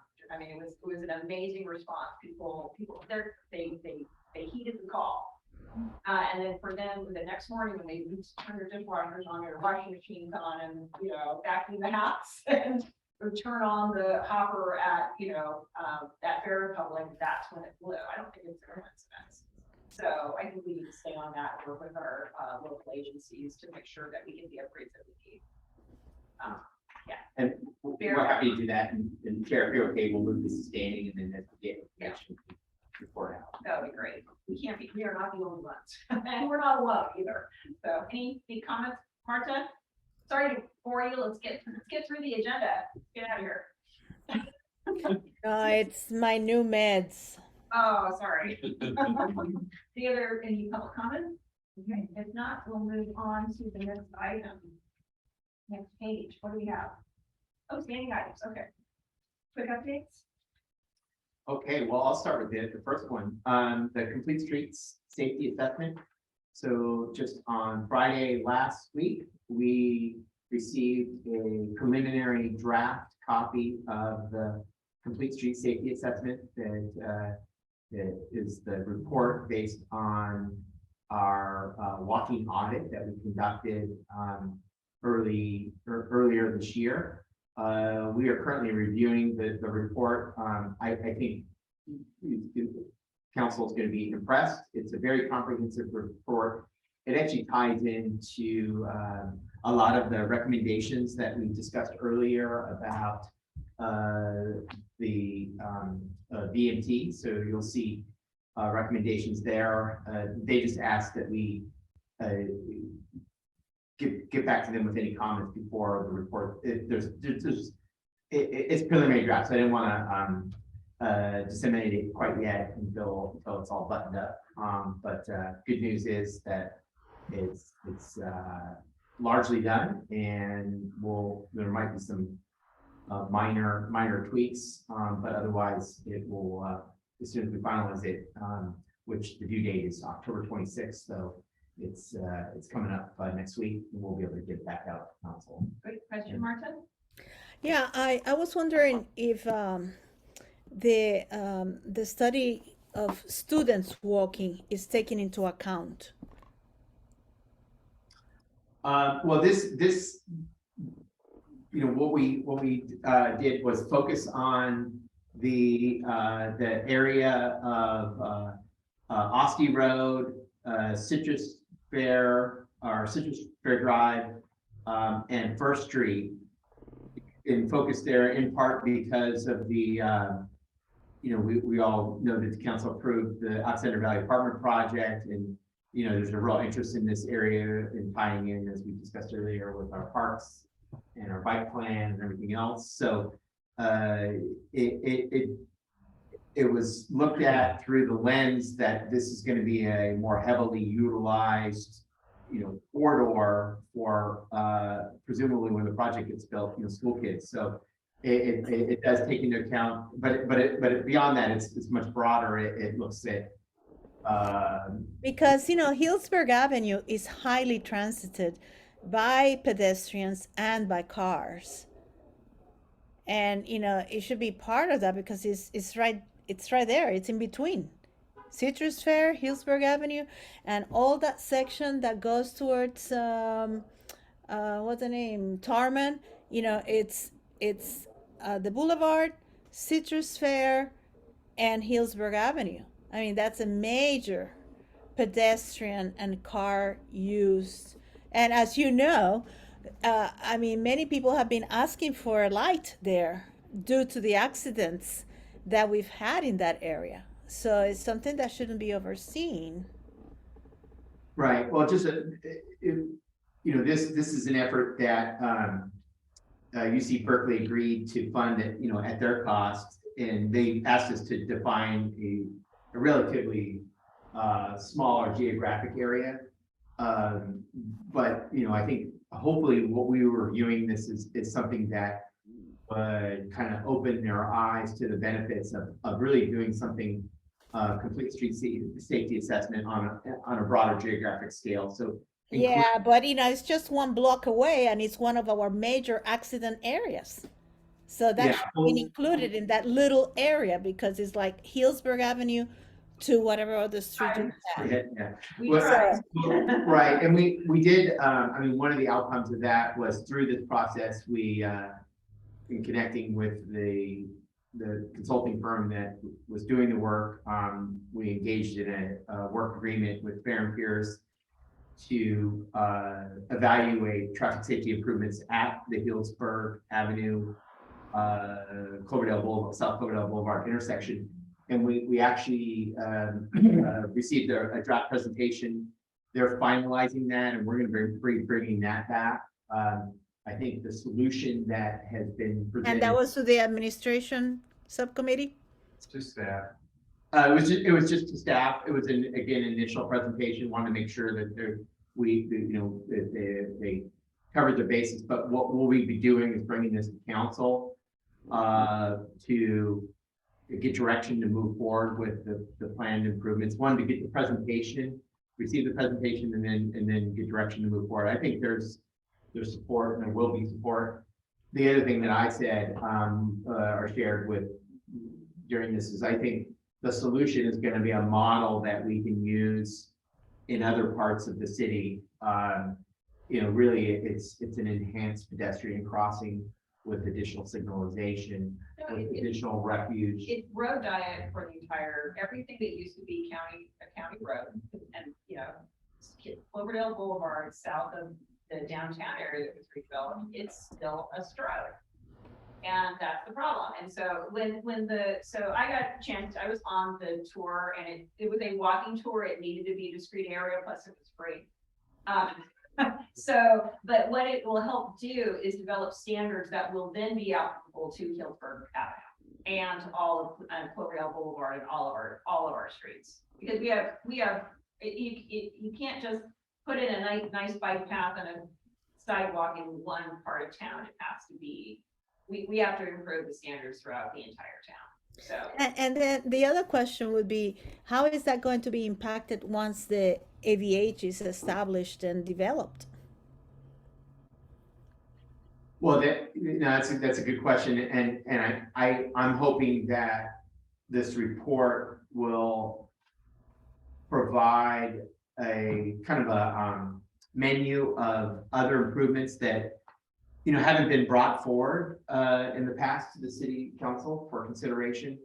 There's a tremendous amount of development in this space around bicycle pedestrian improvements, and they're really amazing. Some of the changes that are occurring that are intended, based on data, they're data driven to reduce accidents, improve pedestrian safety, but also address other aesthetic concerns and issues. So I'm hopeful. We're doing this kind of stepwise fashion. I think this is going to be an eye opener in terms of a lot of the things that we'll want and be able to bring to other areas of the city.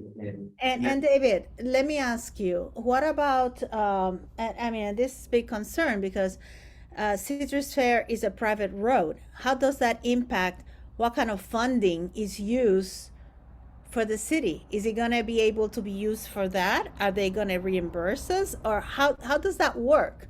I'm curious. it makes it really challenging when we have you know, an important corridor that's a private road. So that's something we're gonna have to look at more carefully and see how, you know, are they willing to partner with us or not? I mean, right now. I mean, we've been talking about partnering forever, and it continues to be an issue. There's always eminent domain. That's all Yeah, right. I mean, it should have been claimed as a public domain some time ago. Some time ago. Not kidding, yeah. Well, you know, I hopefully, what the path I hope we proceed with is we make improvements on all the portions that we have management oversight on, and you know, it'll be clear that there's one area that doesn't have those improvements, and there'll be questions asked by the community is, well, why aren't they there and they're everywhere else? Why did the street where I drop off my kids at middle school or my kids walk to middle school? Yeah, but that could definitely have a negative impact on children. I mean, the school's there, the supposed And that's all. hospital's gonna be there. But the Citrus Fair board can deal with the PR problem. Yeah, Because we can only approach them as, you know, honest, as many times, you know, we have, you know, for like the 6 years I've been on council, the 7 years I was on planning commission before that.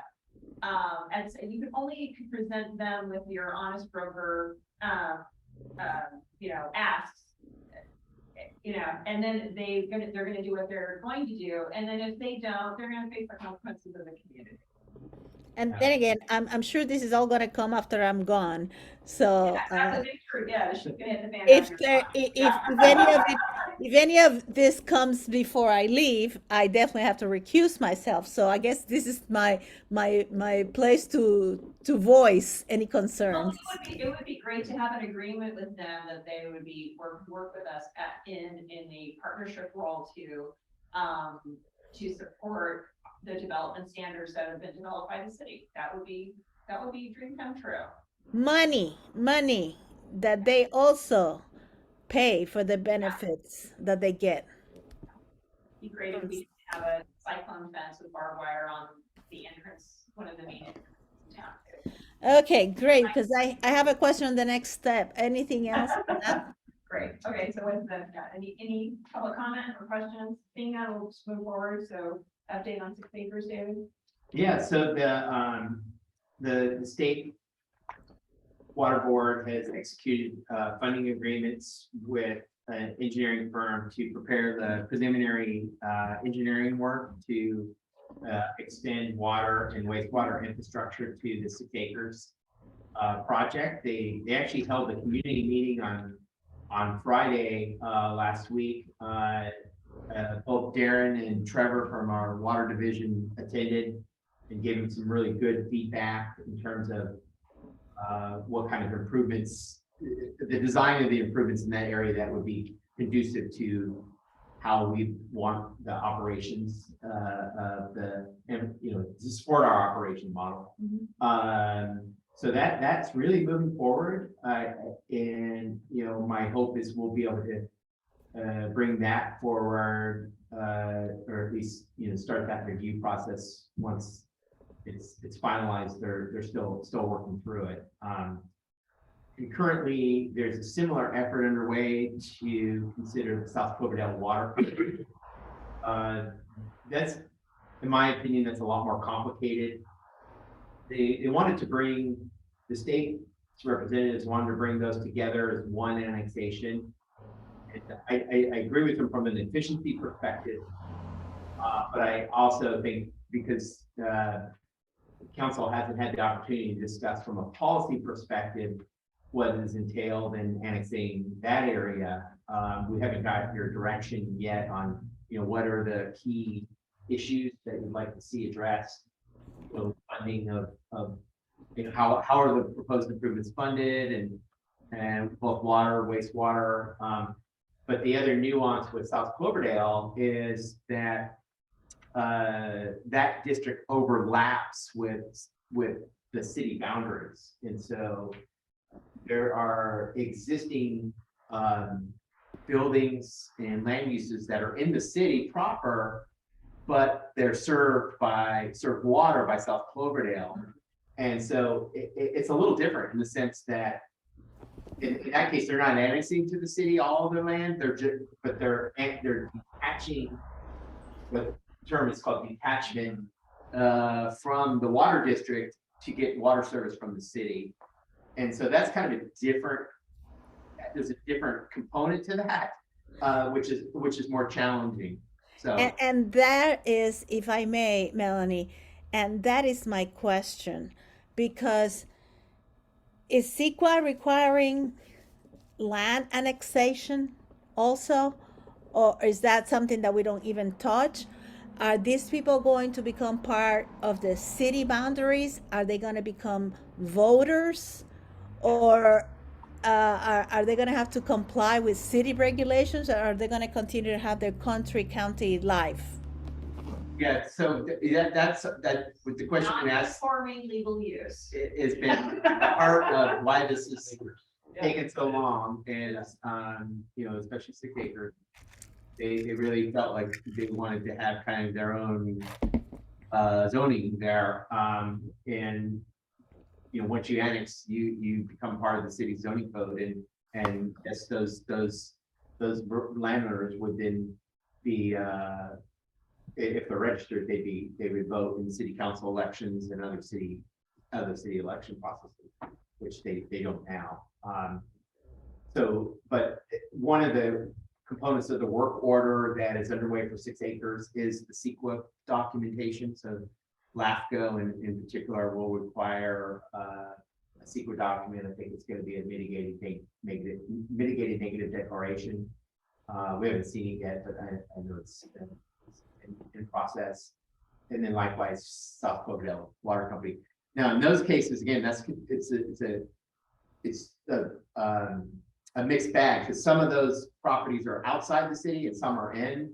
So those that are in are already can vote in the city, are part of the city, pay city taxes, whereas part of that district do not. So it's a mixed bag when it comes to South Cloverdale Water Company. It really should be, it sounds like it really should be approached separately, because it's just such it's more complicated. Yeah, that's what I said.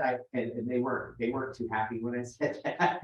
No, I mean, but that's a logical thing to do. It sounds totally different. And are they also? It says here water company, but what about the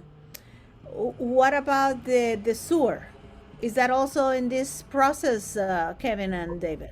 Right, well, in 6 acres, it definitely is. I mean, and I know Councilmember Cruz, you were an advocate to ensure that those homes got funding for connecting to our wastewater system. So that's absolutely the case. Okay. I have not seen yet what and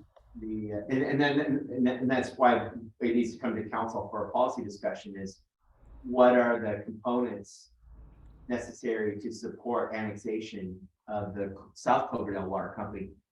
We're assuming that the model that was developed for 6 acres is the same that could be used for South Cloverdale, meaning full city water and sewer. But again, we don't want to get ahead of ourselves with that, but I mean, that's our perspective, that it would make the most sense is you have a template, let's reuse it for South Cloverdale, acknowledging there are some unique circumstances.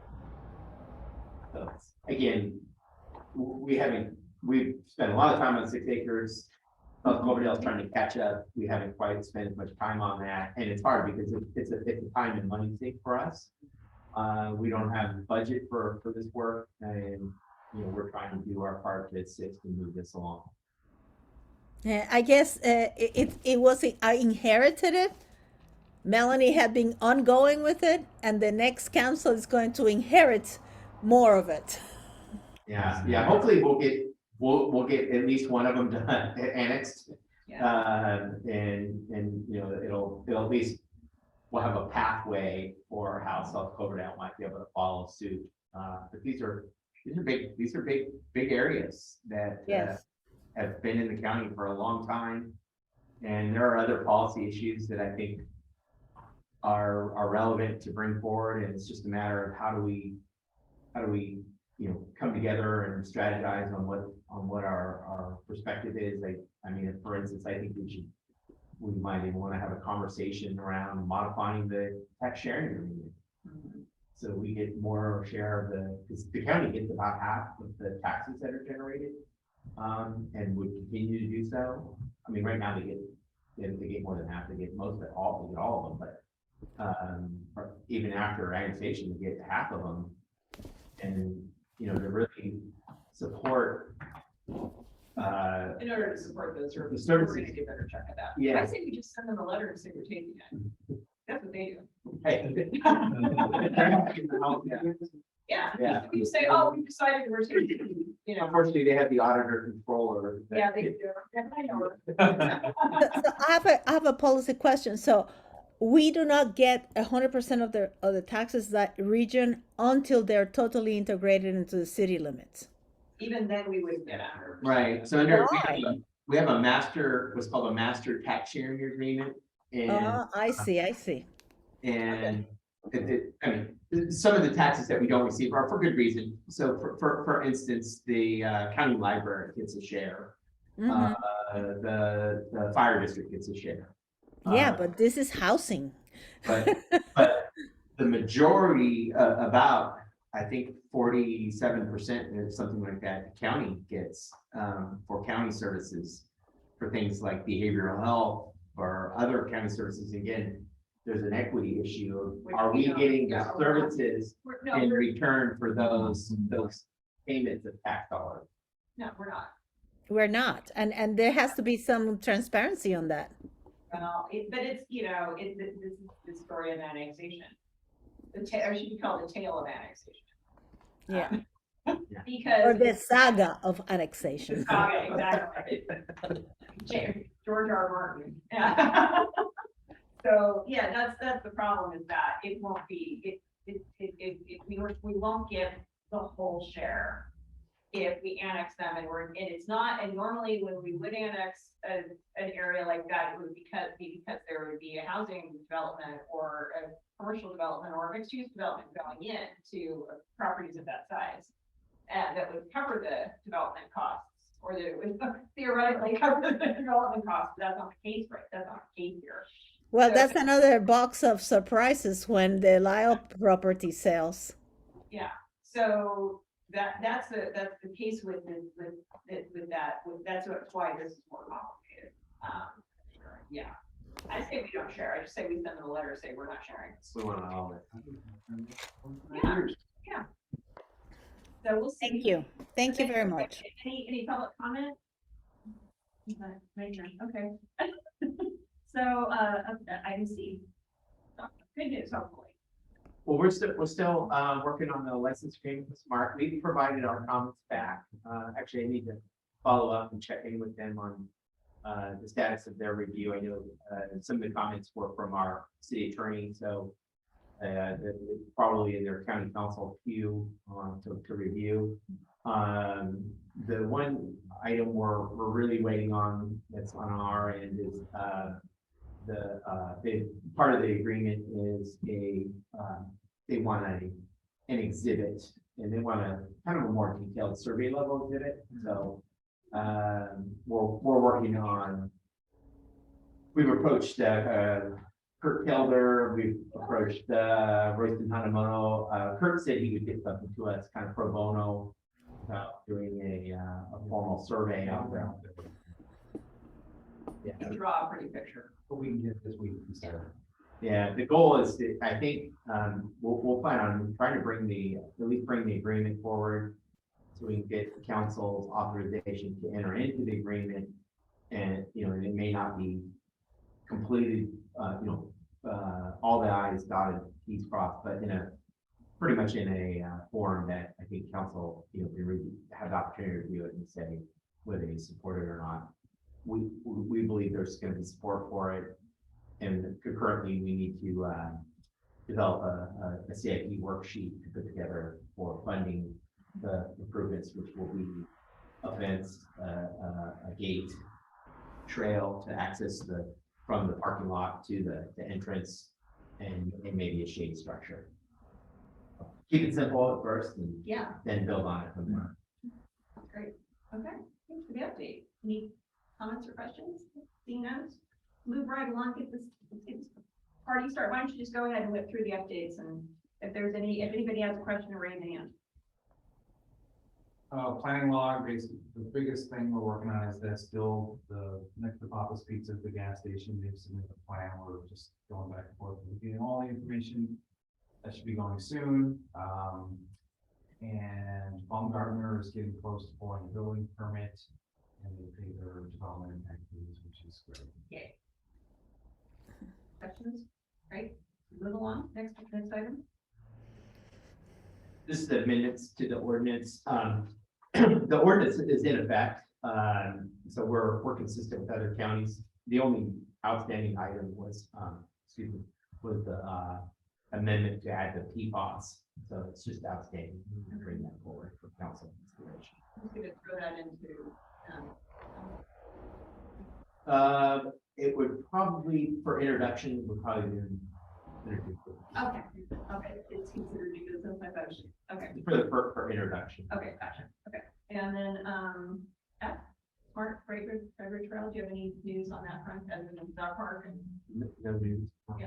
I think I've got a meeting, oh, There is a town hall about that, October Yeah, 24th. Town hall. Oh, yeah, that's right. McGuire's got a town hall. Did he, and I think he announced the date, Yes, October 24th at 6:30.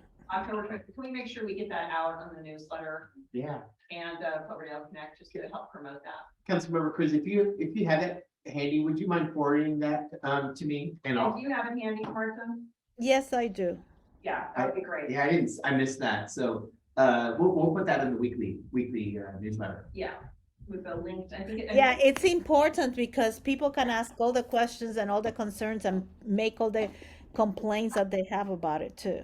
Yeah, I think it's a Zoom meeting, so. Okay, I'll this is just- Yeah, it is a Zoom meeting. Zoom town, this is a Zoom town hall, so yeah, we want people participating in that. So that's great. And last item, last item on the agenda items, clean air vehicle and equipment policy. What do you have for us? No updates. You're good. Okay.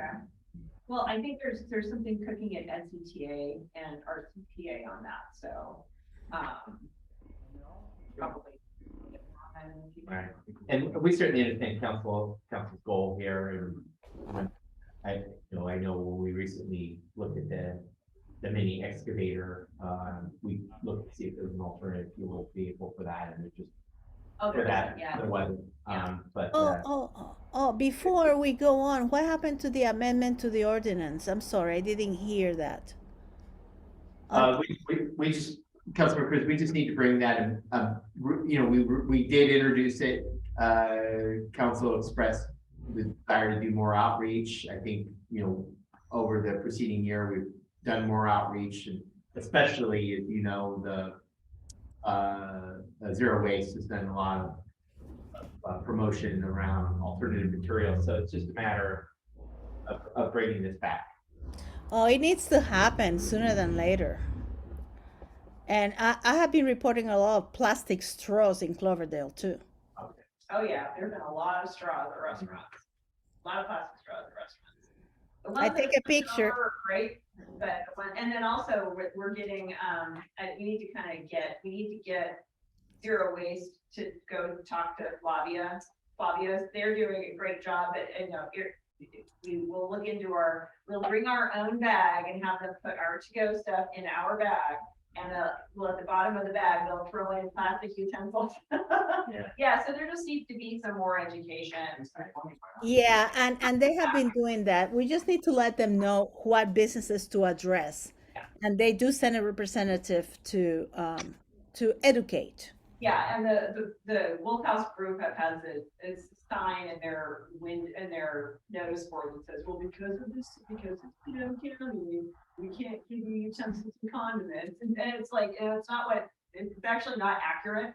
Yes. You just have to ask. You It's have to extreme. they're available upon request, but Right. you don't have to be like, well, uncles, yeah.